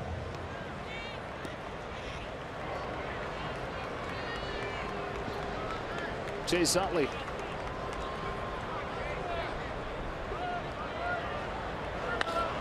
Swings at the first pitch and loops it foul.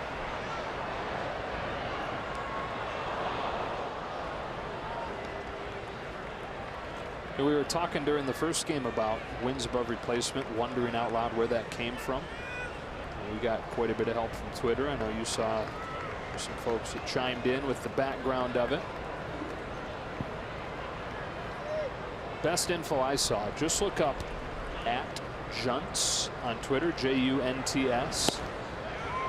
Another 2 on Utley. He is an encyclopedia of war history. Really? He tweeted me the whole thing. Yeah, check out his feed.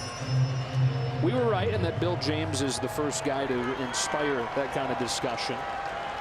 First one to compare players to a hypothetical replacement level player.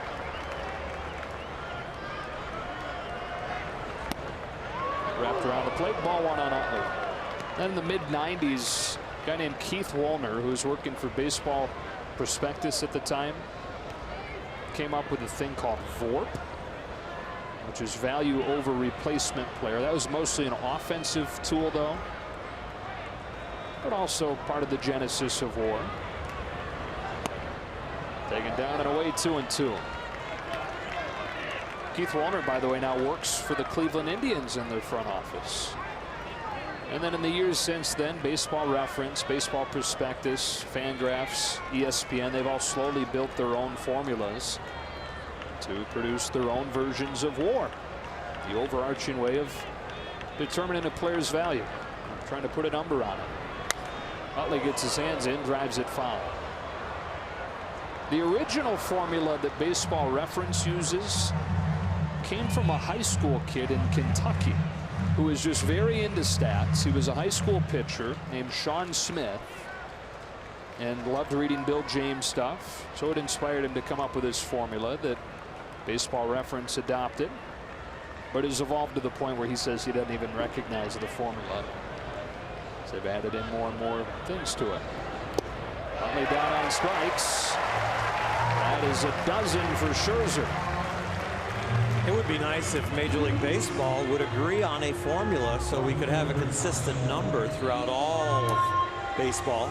Agree on it and then show us exactly what goes into it. Exactly. And then everybody can figure it out and post it. And maybe then, you know, we know how to figure out slugging percentage and OPS, and we know how to figure out if a guy gets a save or not, or a win. give us that recommendation of this is what WAR is, and it might catch on a little bigger. Strike one on Puig.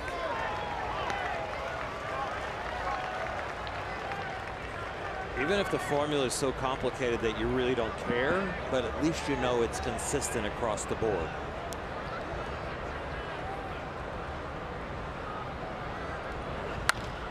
Puig drives this ball to right center field. Taylor's on the move to the warning track, and it splits him up against the wall. Puig's got a 2-out double. He's been seeing Scherzer good all night, and really throughout his career, and finally able to pay it off here.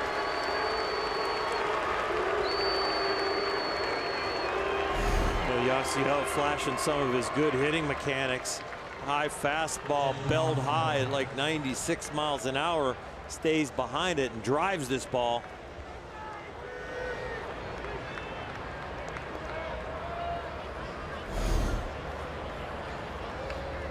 And it gives Austin Barnes an opportunity with Justin Turner on deck in the pitcher's spot if it were to get that far.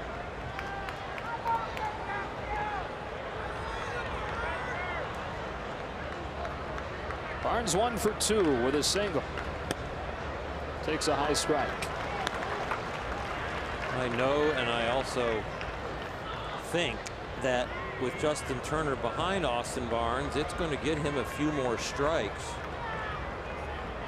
Higher quality pitches. Scherzer doesn't want to face Turner. First and second, 2 out.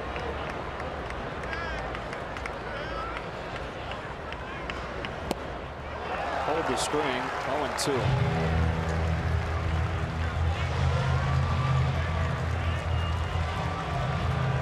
Now you might get some pitches that he wants you to chase. 0-2. Probably 2 of them. We'll try and make them look like strikes, end up balls.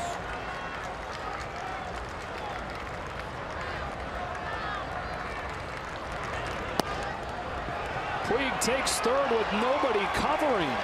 Rendon had fallen asleep. Scherzer kind of lost track of him as well.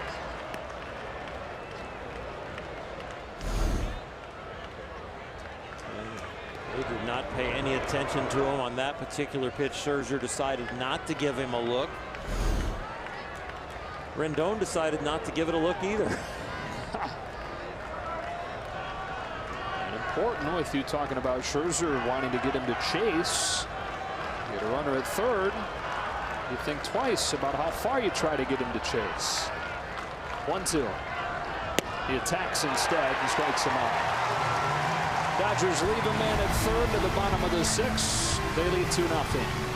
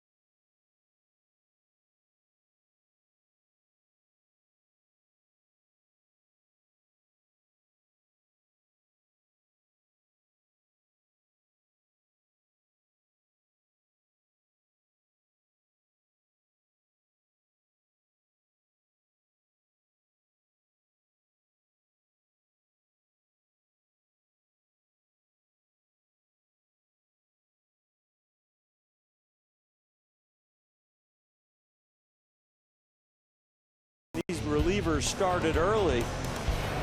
Alexander with a strikeout there. Then he was picked up by Pedro Baez, and he got through his inning. Yimi Garcia did an amazing job. Alexander went 2, Baez went 2. Yimi Garcia now working on his second inning.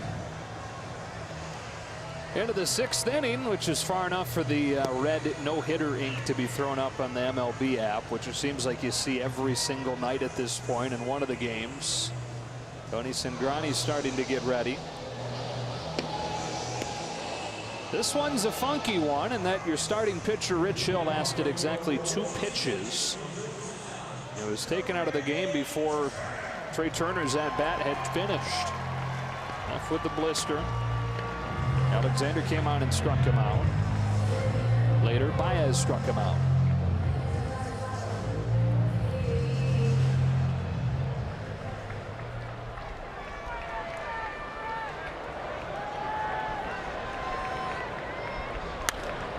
Turner flies the first pitch to deep center field.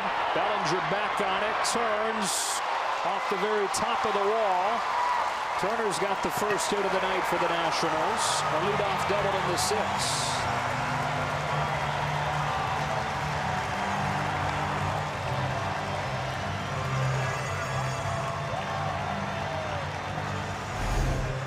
I think the ball is carrying really well to right. The launch angle on this one and how far it went. The launch angle on Max Muncy's home run off of Scherzer and how far that went.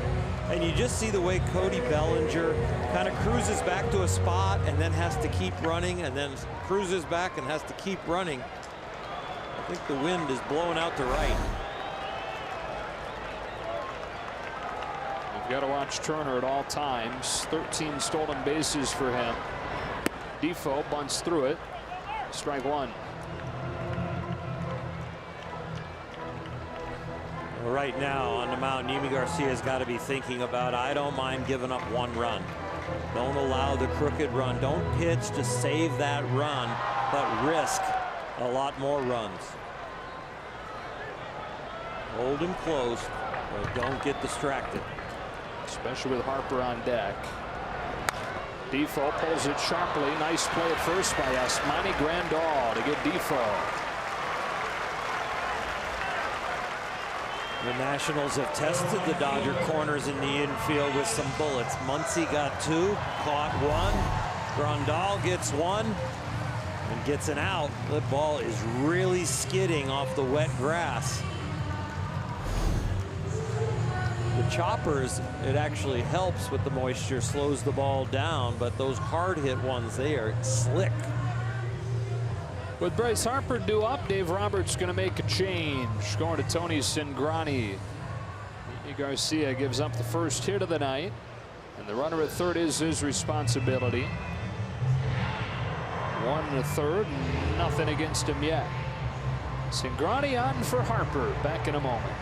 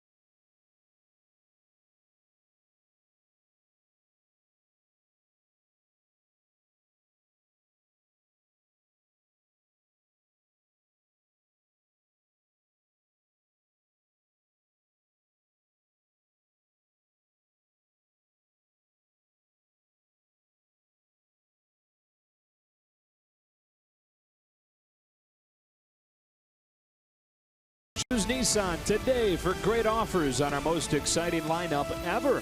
Shop ChooseNissan.com. And by Carl's Jr. Take your mouth to Memphis, the call of Carl's.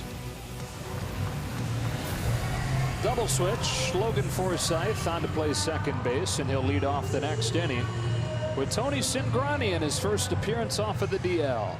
Activated before game one, didn't get in, but that left shoulder inflammation gave him a little dead arm feeling. And he feels like he is back, and so do the Dodgers.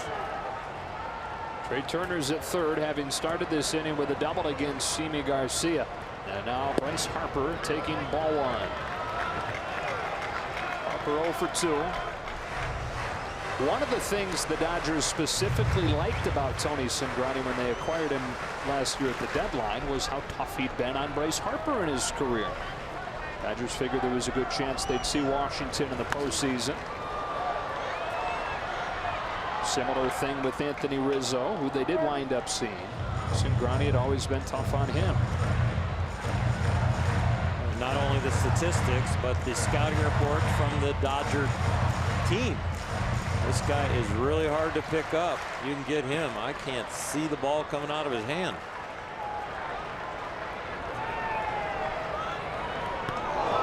Got out of his hand there, slipped and hit him.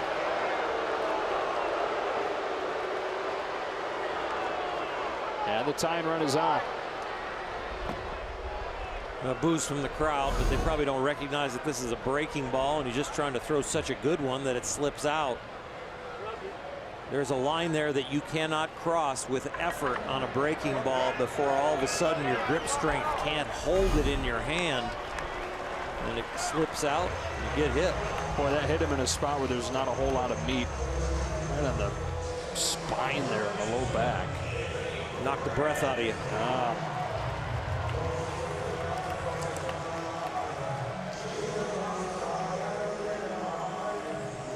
So now it's Rendon.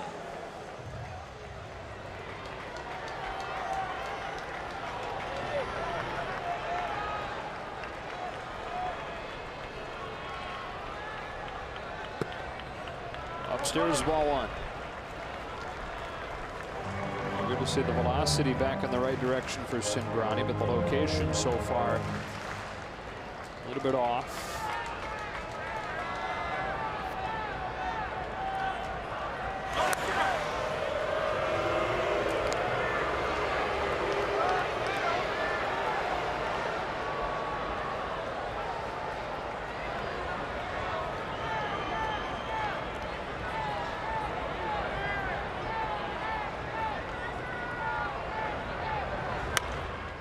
Rendon pops it towards the dugout, and that'll get to the seats. 1-1.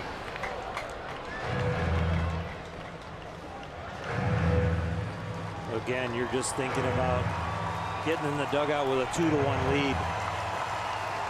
Do nothing more than try and stop the runner at first, Harper, from scoring. If you get a double play and get out of the inning, that's icing on the cake.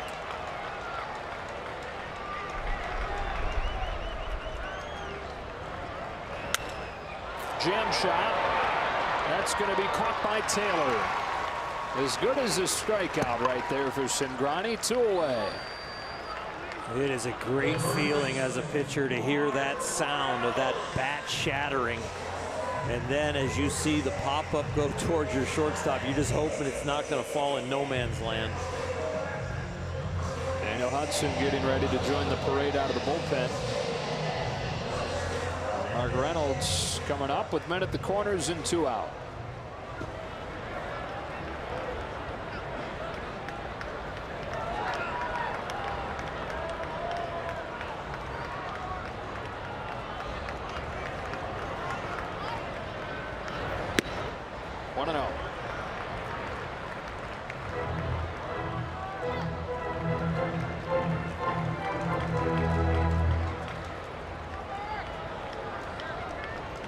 Reynolds 0 for 2, but has hit it hard both times. Hits it down the line here, hooking towards the corner. A fair ball. 1 run is in. They'll hold Harper at third. A 2-1 game on a double from Reynolds.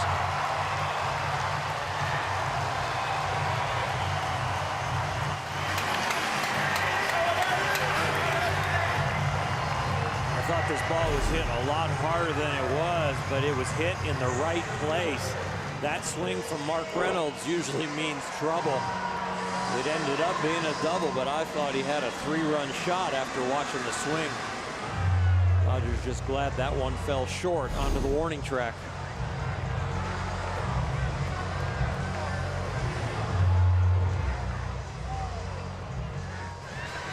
Trying to get Scherzer off of the hook.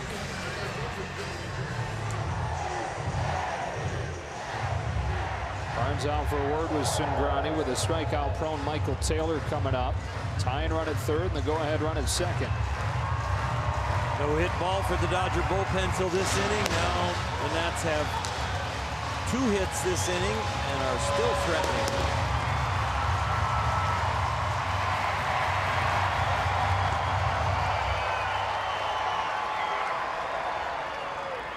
Umpires coming together.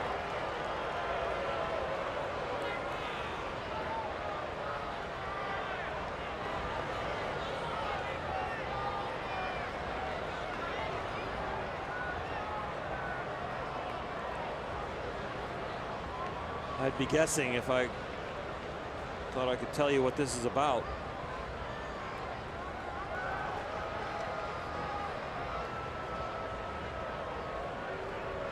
I think they're trying to determine how many mound visits that was. It didn't look like there was any question. All the players that seemed to come up together, and that is indeed what ruling they go with. So just charged with a 1 mound visit, still 5 left, and as we've seen, it's a moot point. Nobody even gets close to the 6, at least at this stage of the season. Second and third, 2 out, and a 1-run game in the 6th. Cingrani to Michael Taylor with ball 1.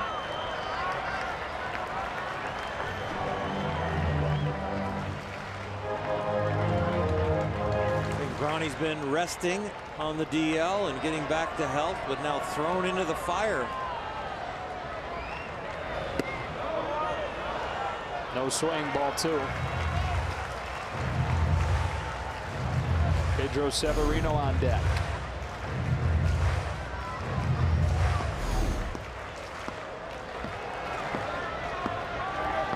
The run was charged to Yimi Garcia, but the men at second and third are Cingrani's responsibility.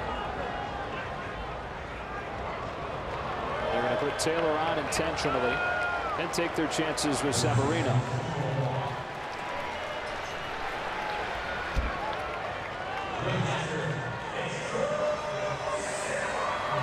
Here comes Dave Roberts. Down to the bullpen to get Daniel Hudson. Back in a moment.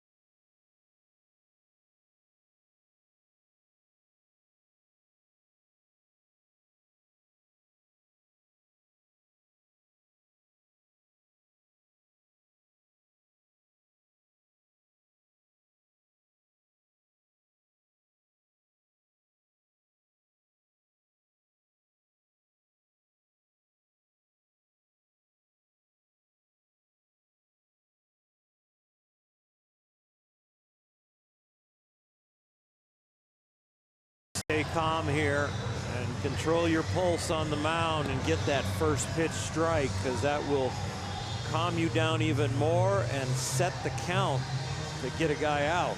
And instead of Severino, it's going to be Matt Adams, the counter move from Dave Martinez. And this is Matt Adams, one of the better hitters in the National League now. Yeah. 7 home runs in the first 7 games of this month. Entered the day number 3 in the league in slugging. That's the card Martinez plays.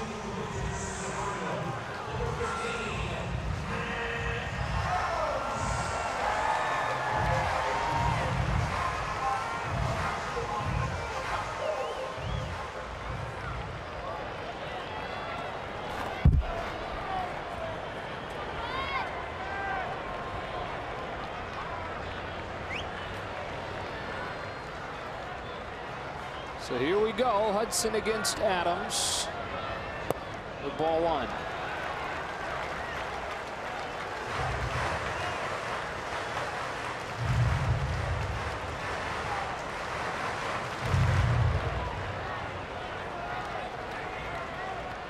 The wheels really started turning when you got to a 2-0 count against Taylor.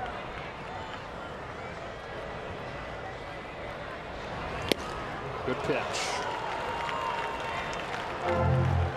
You got to go strength against strength here. There's no tricking him. He knows you have to be in the strike zone. He's coming off the bench cold.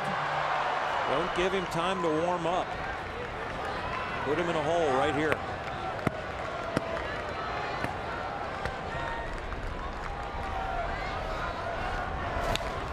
He's ahead of him 1-2. It took him 1 pitch to find the range, but the last 2 pitches have been outstanding. You got 1 shot to trick him if you want to, or make him chase. You got 1 and 1 only. You don't want to go to 3-2. If this pitch takes you to 2-2, then you're in an action pitch. 1-2. Inside, and it is 2 balls, 2 strikes on Adams. Scherzer's in the on-deck circle. Adams doesn't bite, and now you got to go back center cut with the fastball. You throw the slider, it needs to be a strike also.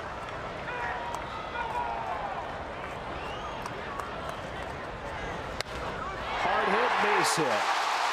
Harper's in to score. Rendon headed for the play. Puig's throw is not in time, and the Nationals have taken a 3-2 lead. Pinch hit, 2-run single for Matt Adams against Daniel Hudson.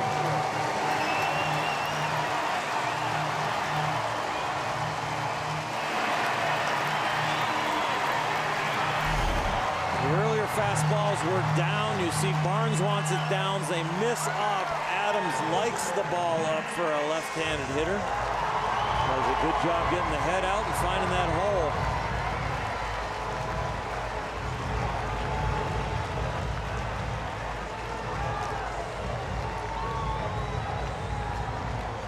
I said Rendon. It was Reynolds coming in with a go-ahead run.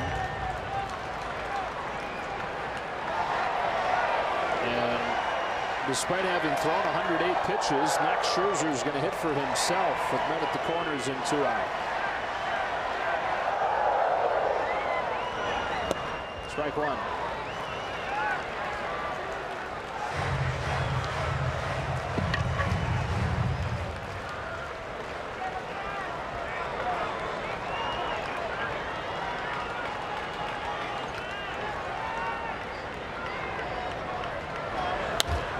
Scherzer goes back up the middle. Taylor can't get it, and another run is in.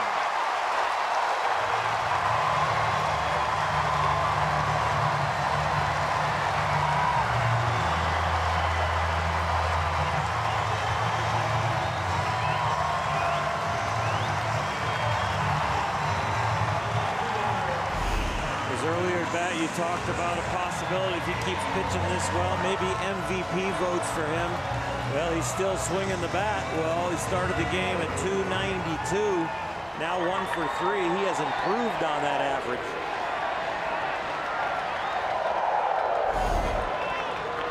They've batted around in this inning as Andrew Stevenson stands in and takes a strike. From Garcia to Cingrani to Hudson. A 4th spot in the 6th after 5 hitless innings for Washington.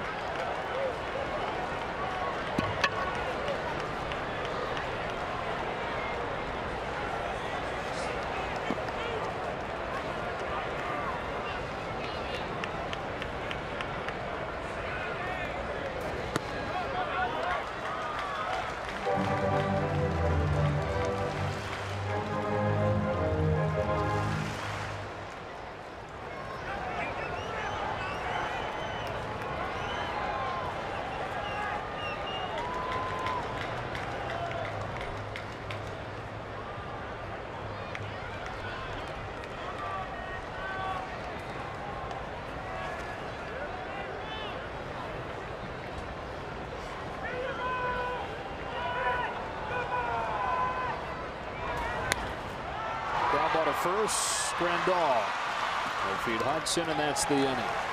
But the Nationals take a 2-run deficit and flip it around. To the late innings we go. 4-2 Washington.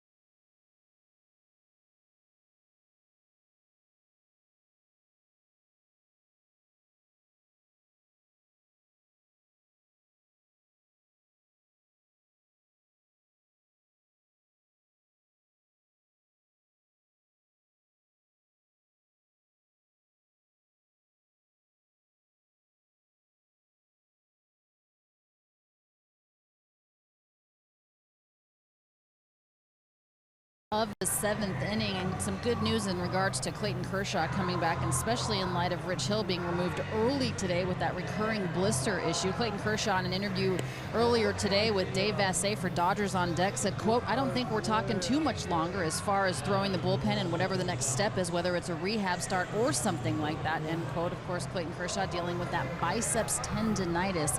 Hopefully he'll be able to throw a bullpen session soon, and then if he feels up for it and it's in his best interest, throw that rehab assignment and perhaps get back in this rotation, guys. All right, Max Scherzer going to keep on pitching. 108 pitches. His season high is 111. Season high in Ks is 15. He's sitting at 13 as he opens this inning against Logan Forsythe.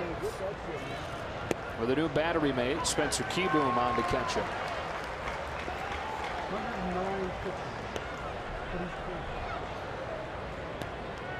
Said he has that self-imposed loose limit of 105, but it's contingent on how he feels, and very clearly he's feeling fresh still. Most effective pitch tonight has been his slider. 92% of them for strikes. 23 out of 25.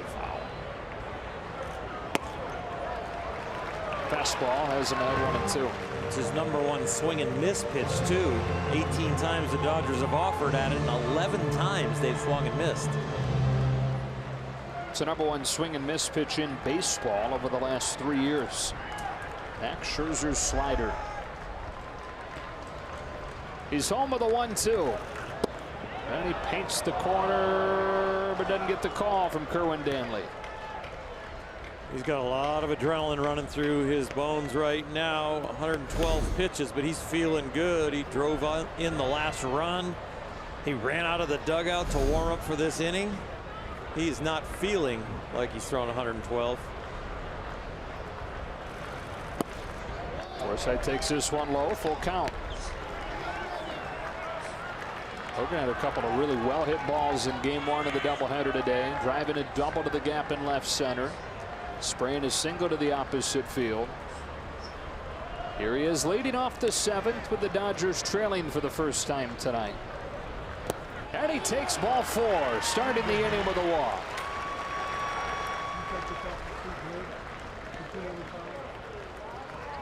What's better than watching baseball and eating Dodger dogs? On Monday, May 21st, we're offering $1 Dodger dogs to all fans in attendance. Buy up to 5 Dodger dogs per person per transaction on May 21st when the Dodgers host the Rockies.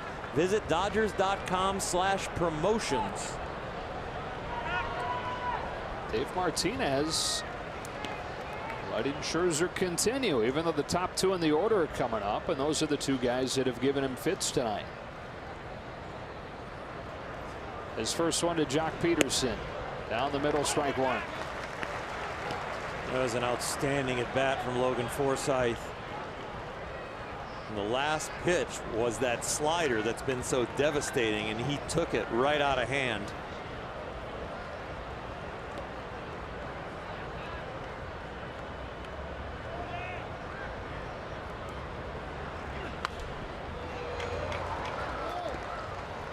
That was Jock Peterson, as we mentioned earlier, in Game 5 of the Division Series 2 years ago, that tied the game with a homer against Scherzer in the 7th inning.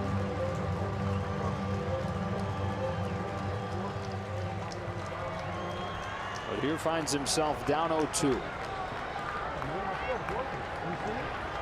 117th pitch of the night for Scherzer. Ball one. Scherzer credits his ability to do this, to pitch deep into games and to make 30 starts every single year. Credits his heavy weightlifting routine. And he does Olympic style heavy lifts, heavy squat, heavy deadlift right through the year. He lets the 1-2 fly. Peterson pops it up. Stevenson, one out.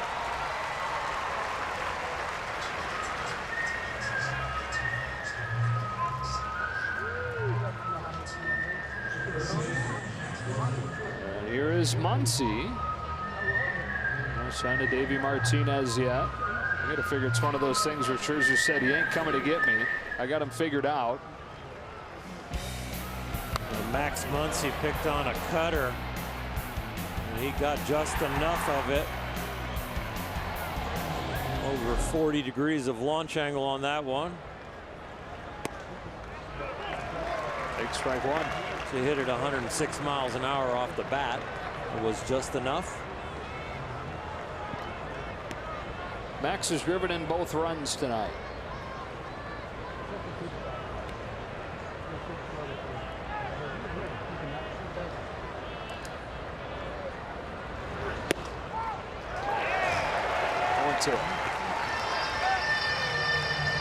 The naked eye said it didn't have to be. What does PitchCast say? Got the edge.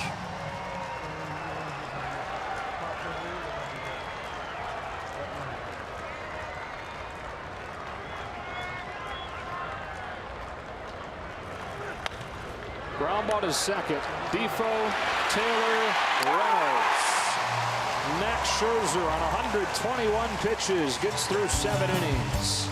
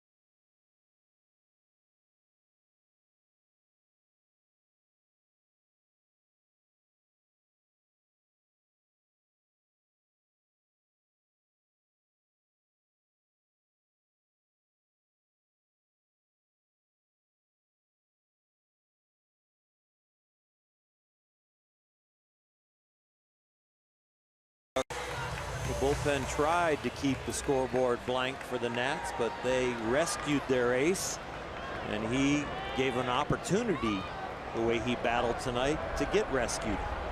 I just don't see guys anymore go back out there having thrown 108 pitches. Finishes at 121. Trey Turner takes strike one from Hudson. Now that pitch count is from a different time. Your era.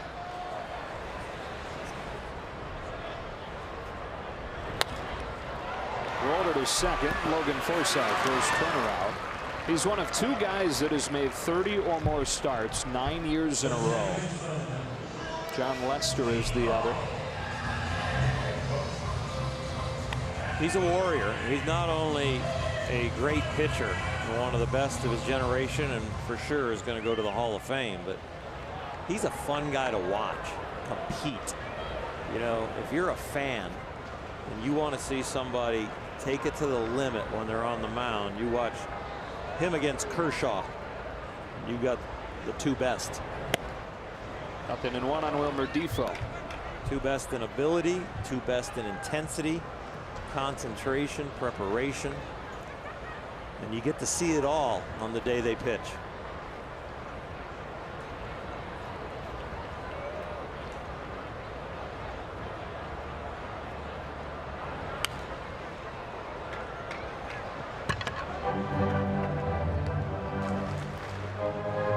I wish we were complimenting him as a tough luck loser. But all he can do is win this game now or get a no decision. He was looking at a tough luck loss before the 4-run 6th inning for Washington. Hudson's 0-2. He's on pace and on schedule to start the All-Star game here in his home park. You're right. Basically barring an injury at this point.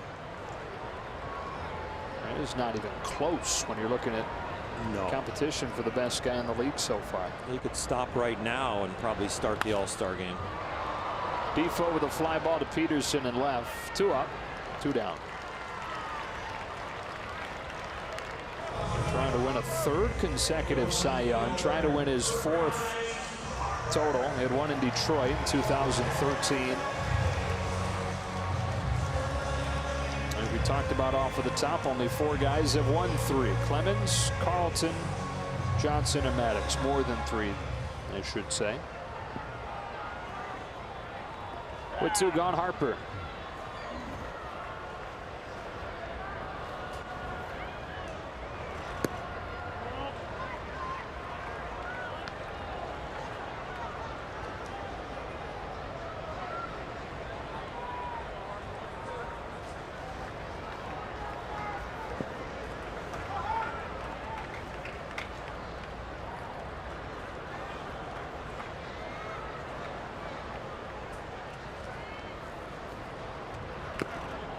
One on one.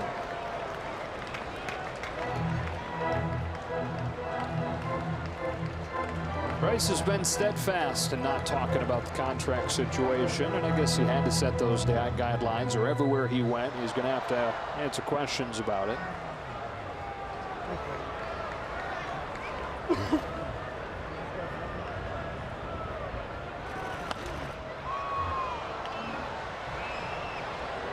That is caught by Taylor. He had overrun it. He got up against the wall, but adjusted back to make the catch as part of a 1-2-3 7th for Daniel Hudson.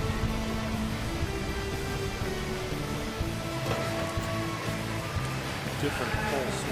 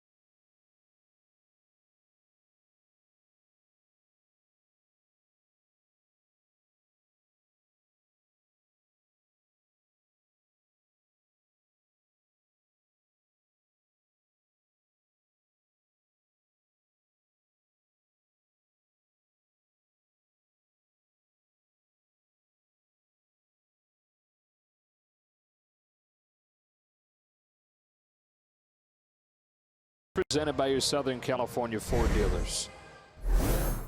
All right, thanks, Joe. Coming up after the game, Nomar and Jerry will break down both games of this doubleheader. Jerry, the Dodgers had a chance to tag a loss on Max Scherzer. Yeah, but a 4-run bottom of the 6th was the difference. All right, still a chance for the Dodgers to come back, though. Hopefully, we're talking about a victory in a doubleheader sweep. We'll see you soon.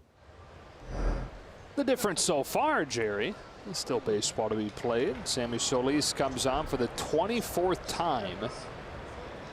We were talking about it during the first game. The bullpen as a whole doesn't have a ton of innings because the starters have gotten deep into games, but there are a few arms that Dave Martinez has really relied heavily upon, and Solis is one of them.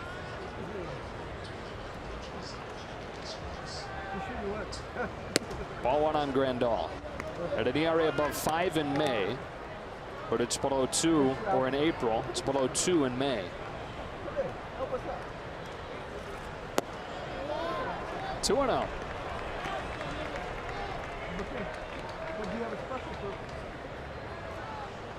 First game for him in 6 days.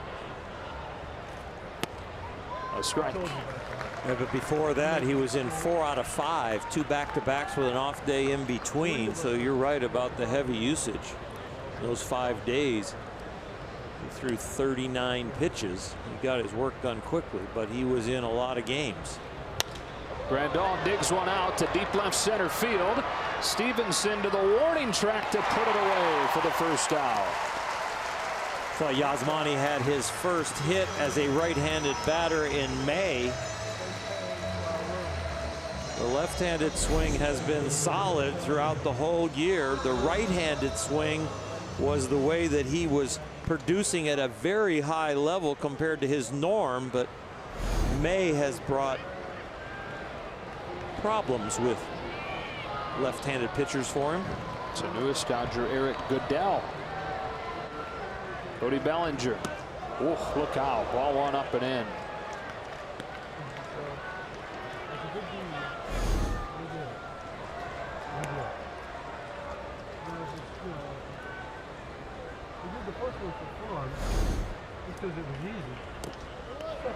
Two and out. Scherzer's been hit by a pitch.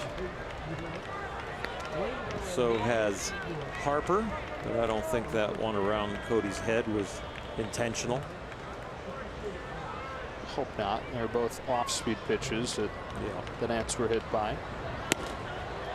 2-1. Cody's 0 for 7 today with 4 strikeouts.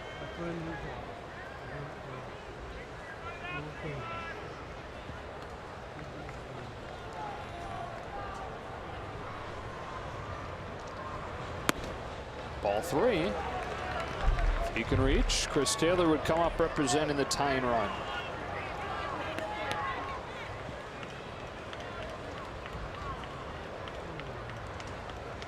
A 3-1 pitch.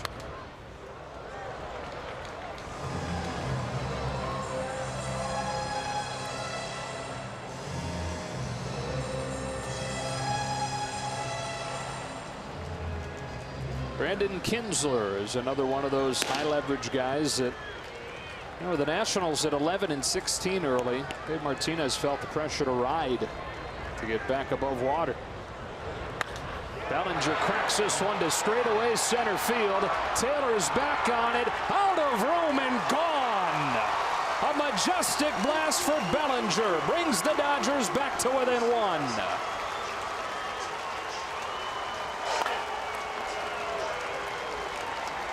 Wow. He's been talking about he's starting to feel better, the mechanics in the swing, and that leads to letting it go. It also leads to contact on high fastballs. He's gone from swinging through that pitch to fouling it off, and now to this.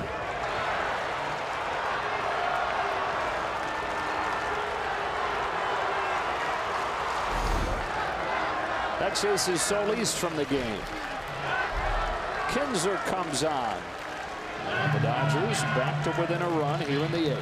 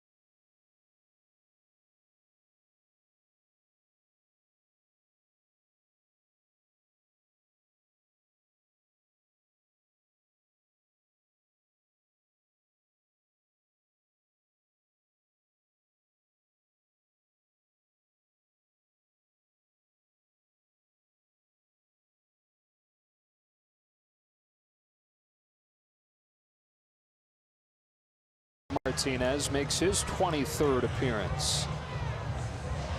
When they were playing every day, 4 out of 7 days, and his pitch count was up a little higher as far as the workload. In those 4 outings, it took him 62 pitches to get through them. So not only do they use him often, they can run his pitch count up.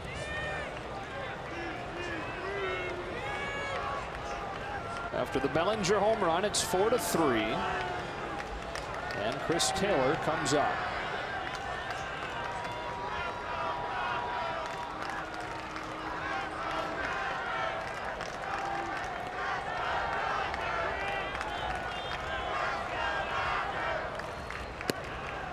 Tailing fastball up 1-0. Well, 2 more home runs tonight for the Dodgers, but 2 more solo shots. That is 16 home runs in a row that have come with the bases empty.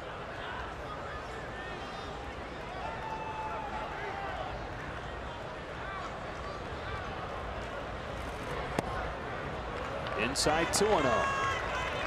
So listen to this math. When you fail to homer, and this goes back the last 5 years, when you fail to homer, you win 33% of your games. When you hit a solo homer, that jumps to 57%. When you homer with somebody on base, that goes up to 70%. Is this particular to the Dodgers or all of baseball? Across baseball.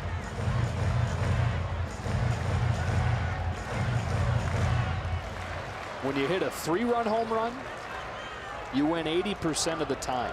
Wow. Dodgers have hit 1 3-run home run this year. 1 grand slam. Taylor takes ball 3. That relates to most teams' magic number, get 4 runs.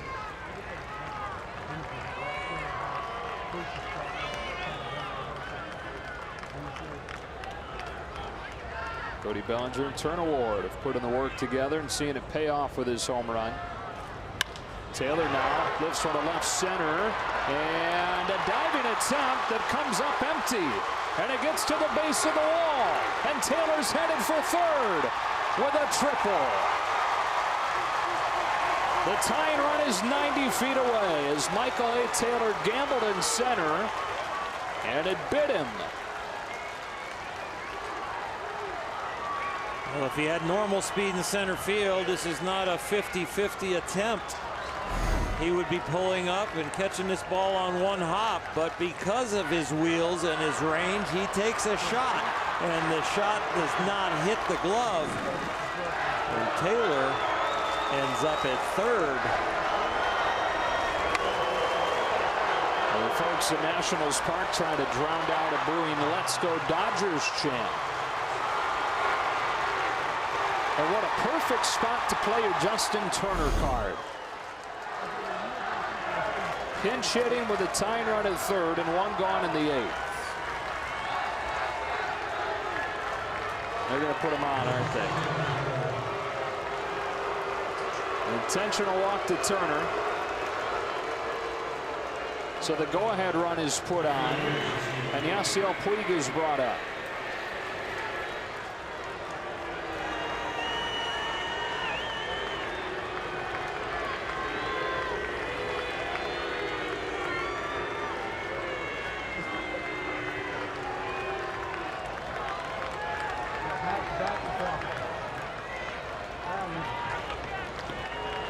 Puig 1 for 3 against Scherzer. Now ready to face Kinsler.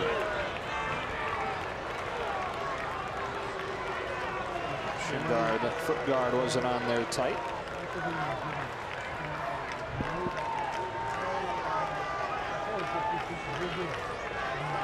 Dodgers led 2-0 after 5 innings. Nationals with a 4-run 6. Dodgers trying to battle back.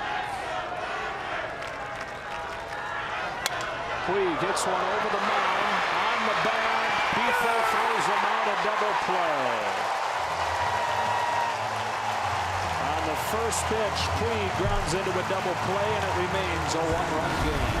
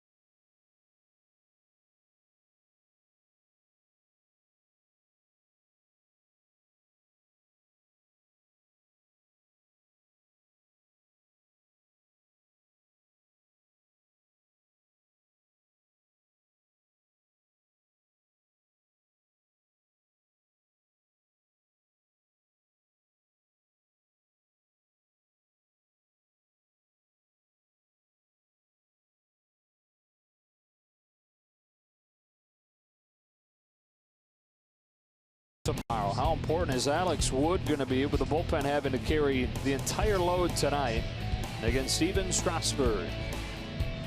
There's going to be some bullpen pieces that get back-to-back days. It might be in the balance to try and win this series against another excellent starter for the Nats. Justin Turner stays in the game. He'll play third. Max Muncy goes to left. Jock Peterson goes to right, replacing Puig. And in his Dodger debut, here is Eric Goodell. Seattle tried to sneak him through waivers. The Dodgers claimed him. They like what they've seen. He's a fastball, curveball, split change kind of guy. He can top out about 94 miles an hour. From the Bay Area originally, but played his college ball to UCLA. Parts of 5 seasons in the majors, mostly with the Mets. Facing the heart of the order, Anthony Rendon fouls off the first pitch, strike 1. How about this? One day before the Dodgers claimed Goodell off waivers, they signed his brother, Tyler Goodell, who has also played in the major leagues.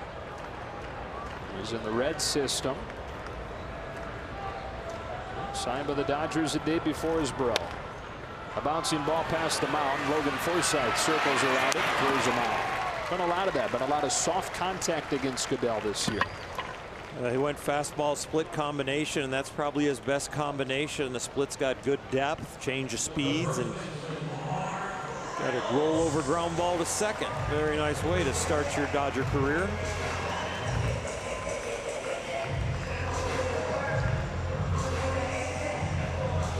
Takes the grip for that split there, and then you'll see him come set and jiggle his glove a little bit. He jiggles on all pitches so that they don't know what's coming. Ball on Mark Reynolds. Some pretty good depth on that curveball right there too.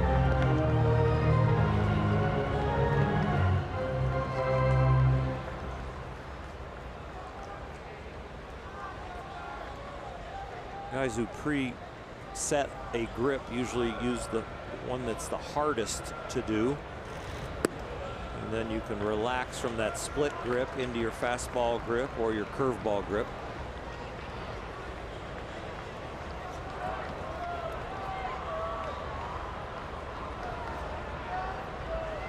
The 29-year-old comes set and delivers 2-0. Now, walks were the biggest issue in Seattle. They issued 5 of them in 7 1/3. Rarely, though, do you see a guy with the overall numbers that he has available off waivers. That's a strike, 3-1.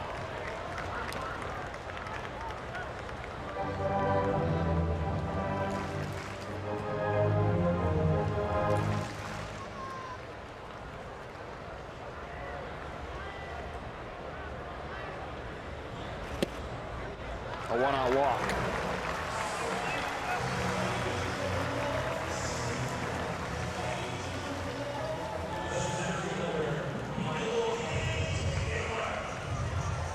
Sean Doolittle prepping for the 9th inning, where he'll see Barnes, Forsythe, and Peterson.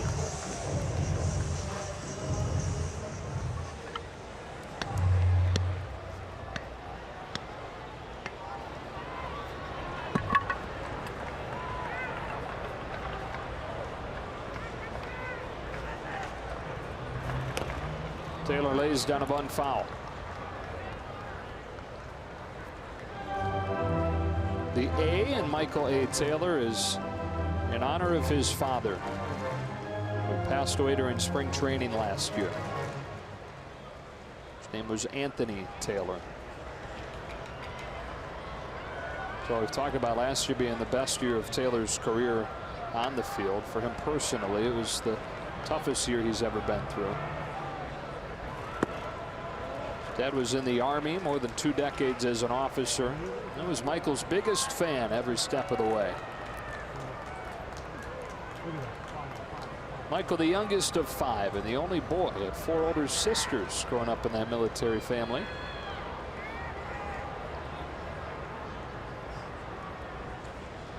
A 27-year-old takes in the dirt. Good stop by Barnes to keep Reynolds at first.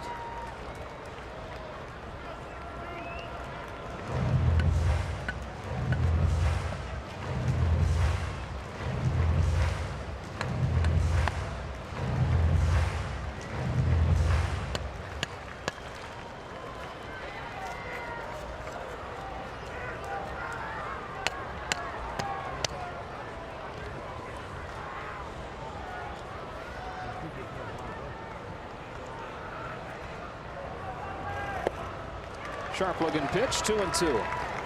Hey, hello.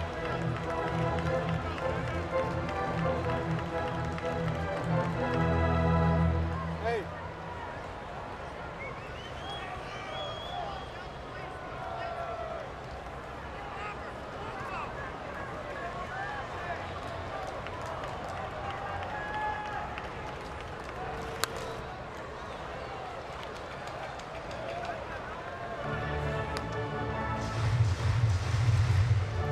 With a quick look, I like what I see with Goodell. Fastball looks like it'll play. Split finger has nice late action. We've just seen 1 curveball so far, but it looks like he for sure can spin the ball. I'm sure Rick Honeycutt will be itching to get his hands on him and maybe refine a few things.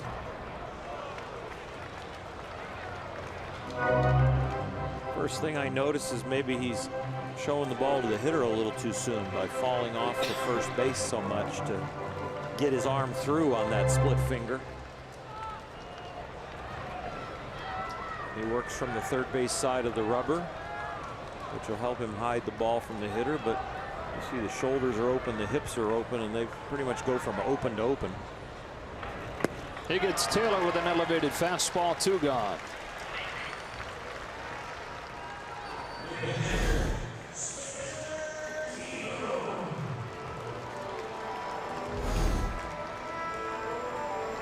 It's always one of the first things you think when the Dodgers try to unearth the diamond as far as relief pitching goes, or a starting pitcher, is, boy, what's Honey going to do with him? What can Rick Honeycutt do with this guy?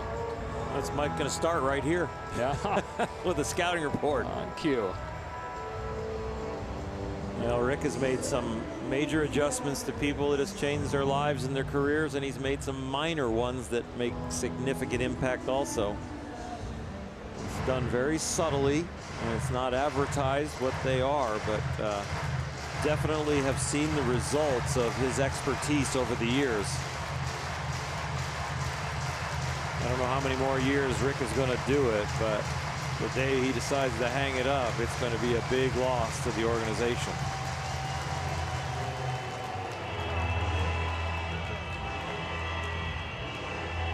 More than a decade as the pitching coach, spanning 4 managers. Took over when Grady Little was in charge. Then Torrey, then Mattingly, now Dave Roberts. 3rd season they've been together. And you know, all those managers had their favorite of who they wanted, and then got to interview or talk to Rick or see his resume and go, I know I'm friends with that guy and he's good, but I'm sticking with Honey. Yeah. Strike 1 on Spencer Keyboom.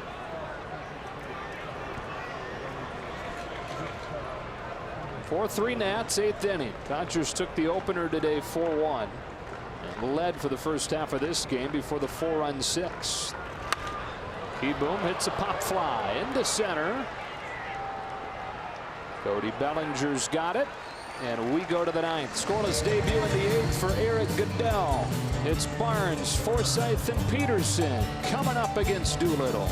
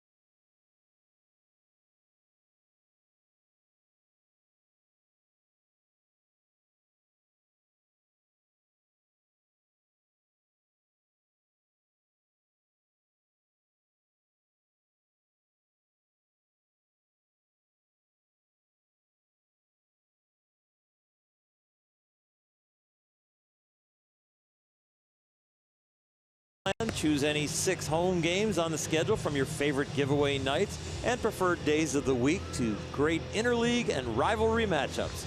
Plus, you'll get a cool t-shirt with your purchase. Visit Dodgers.com/mini-plans. Dodgers trying to get Sean Doolittle, who's not given up a run in more than a month. Had a perfect 9 for 9 in the season in save tries. Hard throwing lefty. Came to Washington in mid-July 2017 last year and helped them solidify their bullpen then, and is continuing on here in 2018. The bullpen last year for Washington was the worst bullpen in the bigs for much of the year. And then they brought Doolittle. They brought Brandon Kinsler, who the Dodgers just saw. They brought Ryan Madsen over. All those guys still part of the pen, and 3 of the heavily used guys. It's Barnes, then Forsythe, then Peterson.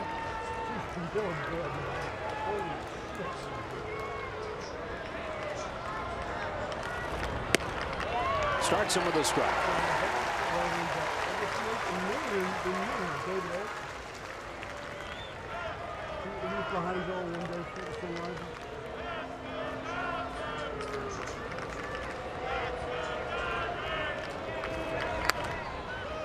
Nothing in 2.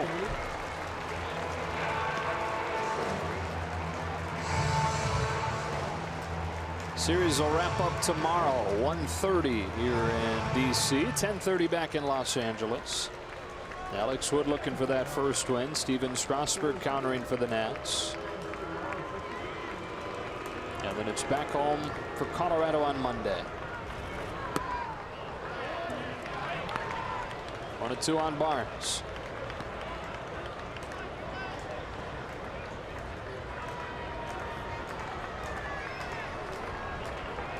Matt Kemp in the hole. Doolittle hasn't given up a hit to a left-handed hitter this year, so I don't think Jock Peterson will get the hit. That is an opposite field base hit with 2 strikes for Barnes to open the 9th. That is one sweet swing. Line drive, opposite field bullet. Get on top of this fastball, and he does. That's a huge start. Doolittle has been effective, righties and lefties. No left-handers gotten a hit off him this year, and righties are only hitting 146. Logan Forsythe to the plate here. The Dodgers not a small ball team. With Kemp on deck, do you consider having Forsythe lay one down to move the tying run into scoring position? Consider it, but I think they're going to swing the bat. One of the plays that we haven't pulled out of the playbook in a long time is a hit and run if you get to a decent count.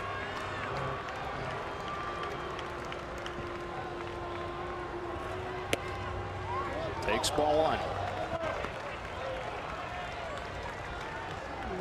No, I don't ask the question supporting the idea of it. It's just. Well, I understand. Forsythe swung it well today, but below 200 on the year. Ball and 1 strike.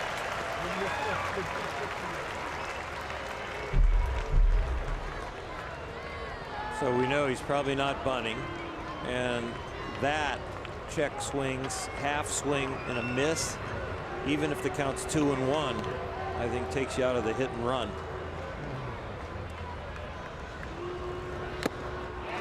1-2.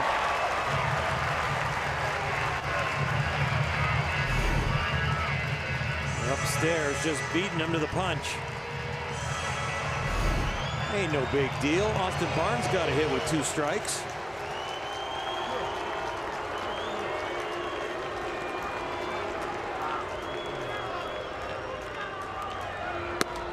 Two balls and 2 strikes. Dodgers trying to do something they've not done this year, and that is win a game where they enter the 9th trailing. They're such a staple of last year's group. Late inning magic on a 2-2.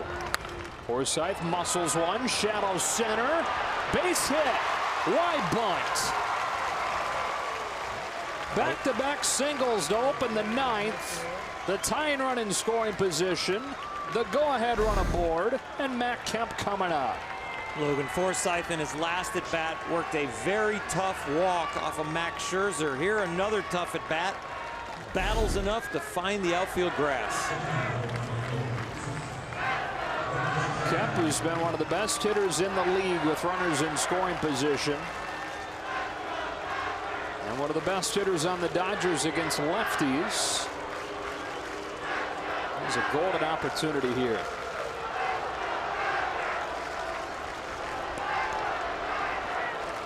Kike Hernandez in the on-deck circle.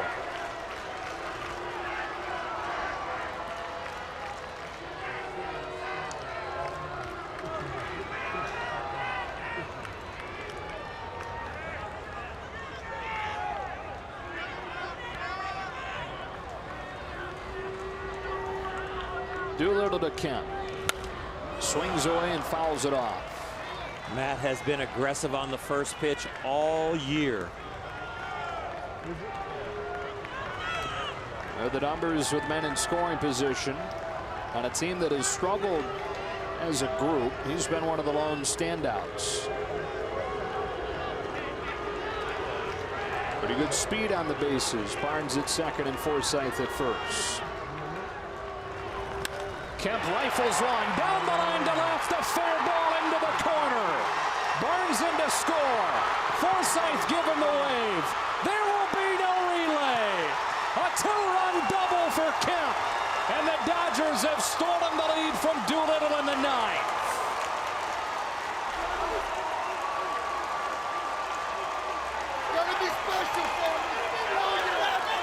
The best hitter in the major leagues on the road this year had one shot and made it count. This double down the line takes Max Scherzer to a no decision and puts the Dodgers on top.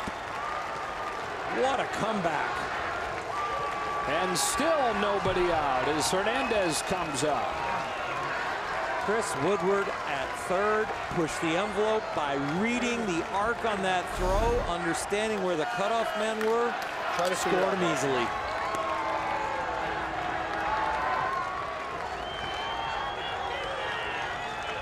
Hernandez going with the pants to the ankles here. The bottom of the pants, thankfully. Strike one. This is a well-prepared third base coach. Watch this. Know the arm strength, see how they're set up. Know you're going to have a runner in scoring position at second, even if they throw the ball home. Ball and a strike on Hernandez. And that is understanding that Stevenson out there in left really doesn't have a very good arm. And part of the trickle down of the injuries the Nationals have dealt with. That Stevenson is the man out there right now. Hernandez out in front, 1-2. Jansen begins to warm for what has turned into a save opportunity. Two strikes right here, Kike. Make your out to the right side of the diamond. Get Matt Kemp to third.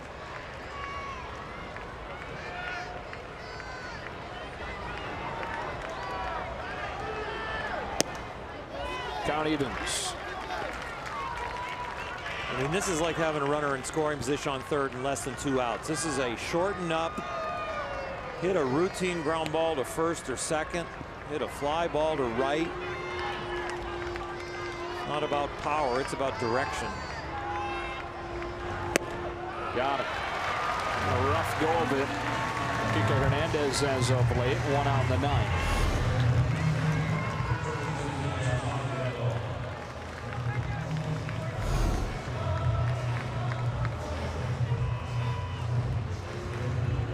Yasmani Grandal trying to add on with the Dodgers in front 5-4. 1 in the 8th and 2 here in the 9th.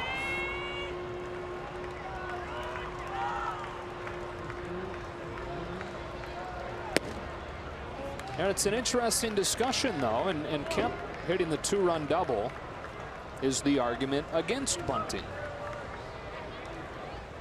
If he thought the best chance to hit a ground ball to the right side was to push bunt with 1 strike, it should have been considered. No, I'm talking to start the inning. I wasn't questioning it there. I would have thought about it with Kike because he's struggling swinging the bat. Think about him just pushing a ball over there. Bob Guerin telling him where he's going to play defense next inning.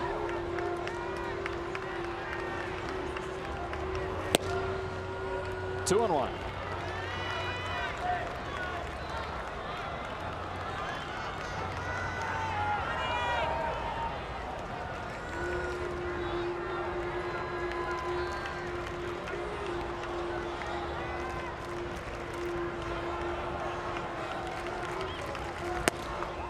Got a fastball by him, 2-2. Looking ahead to the bottom of the ninth.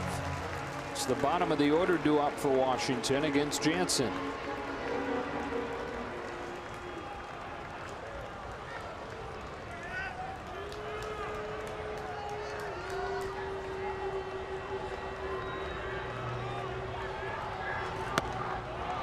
Full count.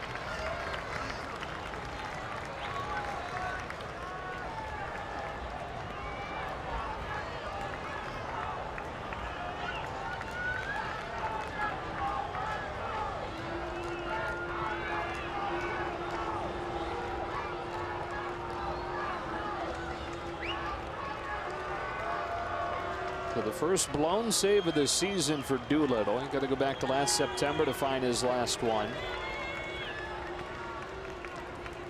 Hadn't given up a run in more than a month. He strikes out Grandal for the second out of the ninth.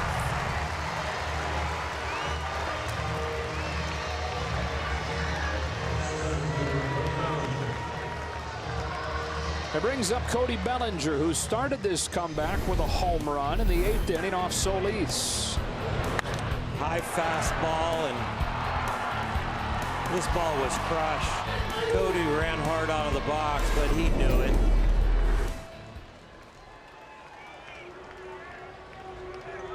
His first hit of the day after an 0-for-7 start. Ben's back on ball one.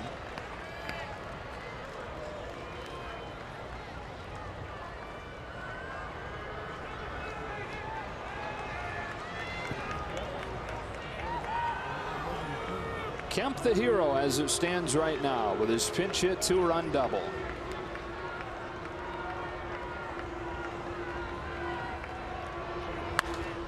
Bellinger gets under it.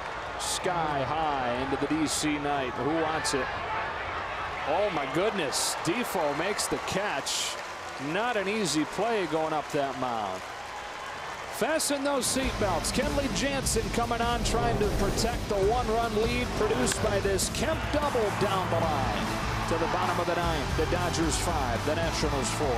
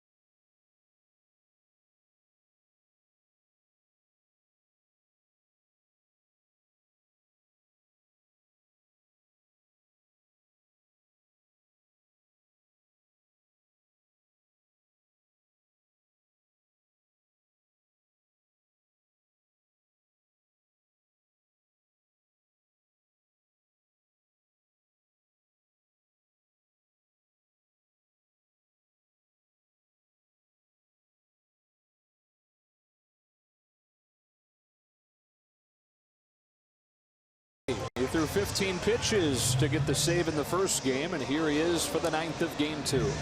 Most two-a-days refer to football. Kenley will take a football mentality out there on the mound. He has that warrior spirit now, feeling really good about the way he's throwing the ball now. The velocity and the cut action are back. A few defensive changes around him to get you updated on. Kike Hernandez staying in play left. Kemp is in right. By the way, the Mets rallied to beat the Diamondbacks, getting 2 in the bottom of the 8th on a Devin Mesoraco home run, guy that went to the Mets in exchange for Matt Harvey, and Wilmer Flores with a game-winning sacrifice fly in the bottom of the 9th. Adrian Sanchez, the extra man for this doubleheader, bats to start the 9th against Jansen and takes ball 1. Very interesting that Arizona lost late because the tail end of their bullpen has been a huge strength for them. Not much has gone right for Arizona lately. It's their 9th loss out of their last 10. They're 4-12 in their last 16 now. A strike, 1-1. Rockies lost earlier today to the San Francisco Giants, and so the lead remains a half game for Arizona in the division. Dodgers with a chance to get a game and a half today and get it down to 6.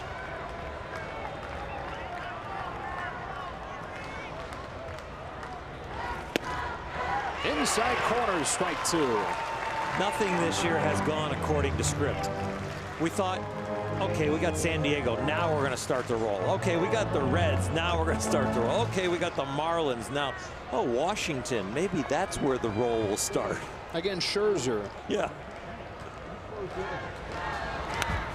Got a piece to stay alive. Still 3 outs to get.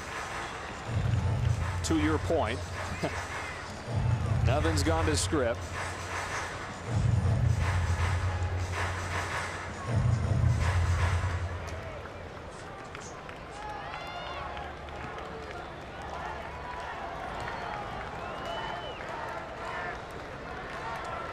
The 1-2. Sanchez protects. Made his major league debut last year at 268 in 34 games. 27-year-old from Venezuela.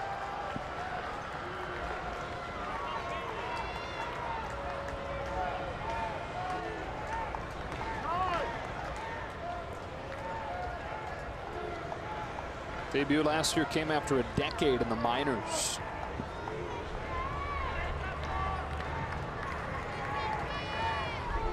Tall task of starting the 9th against Kenley Jansen. A 1-2.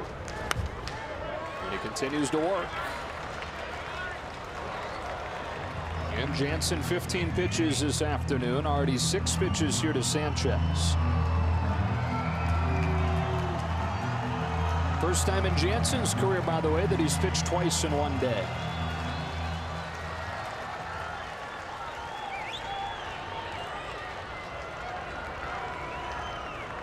Tripling the game 1 winner. The slider, Sanchez lays off 2-2. Ross Stripling really set up the whole day. Wow. 6 innings. Now in the rotation for a while, gotten stronger. Weakest part of his game has been after the 50th pitch, and he cleaned that up today, and he was amazing.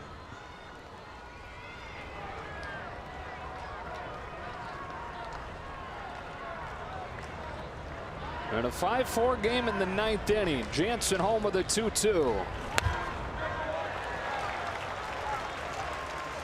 I hear Dennis Santana had quite the AAA debut today, huh? Well, 6 innings, 11 Ks. Won the game, I think, 4-2. Scoreless innings, 6 scoreless innings. OKC having a heck of a season. To be the 9th pitch from Jansen to Adrian Sanchez.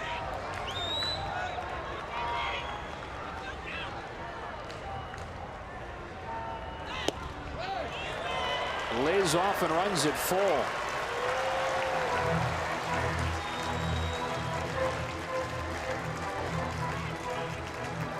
The The extra player on the roster making the trip from Syracuse worth it.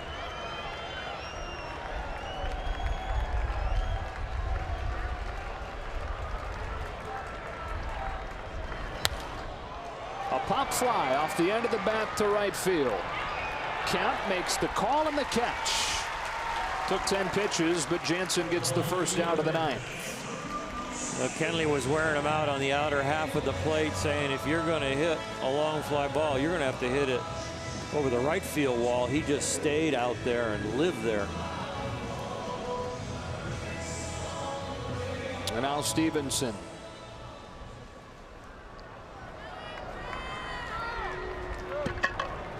Dodgers picked on his arm on Kemp's 2-run double. Chris Woodward, no hesitation, sending Logan Forsythe all the way from first to score the go-ahead run.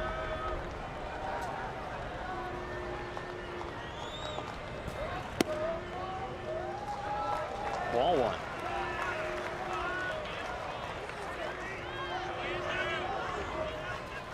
You can hear the shouting from the Dodger dugout. Where is it?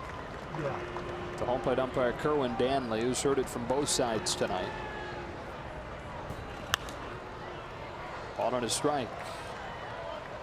By the way, in position to win this game in his Dodger debut is Eric Goodell.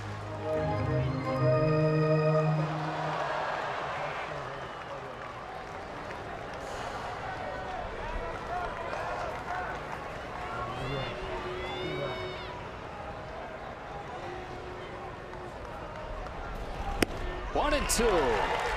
Signature movement to that cutter to the hands of the left-handed Stevenson.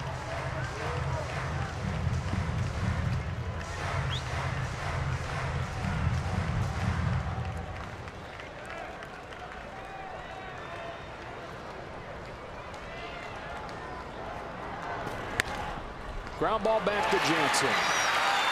2 gone in the ninth.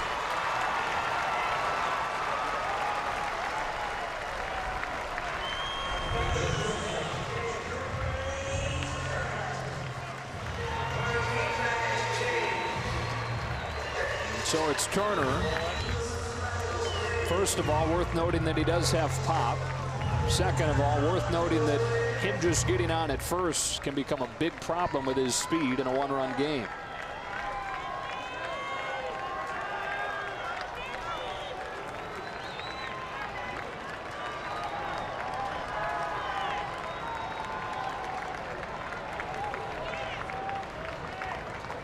He hesitates and gets strike one by him. And Turner showed some of that pop back in the 6th, double to the right center gap.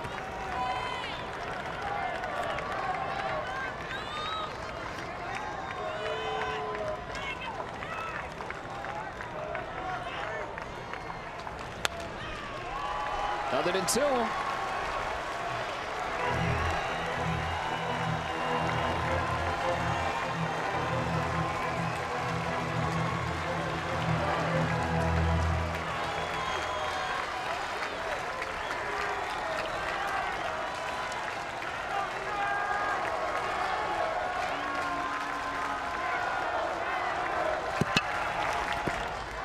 One and two. In a game where Rich Hill left after 2 pitches, the bullpen trying to record all 27 outs, and the Dodgers trying to win a game where that happens, and Max Scherzer is the opposing pitcher.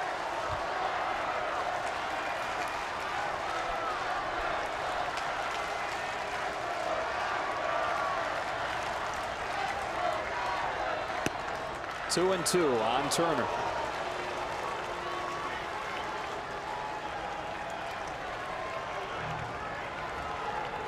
A lot of departments have come to life in the last few days, last few games.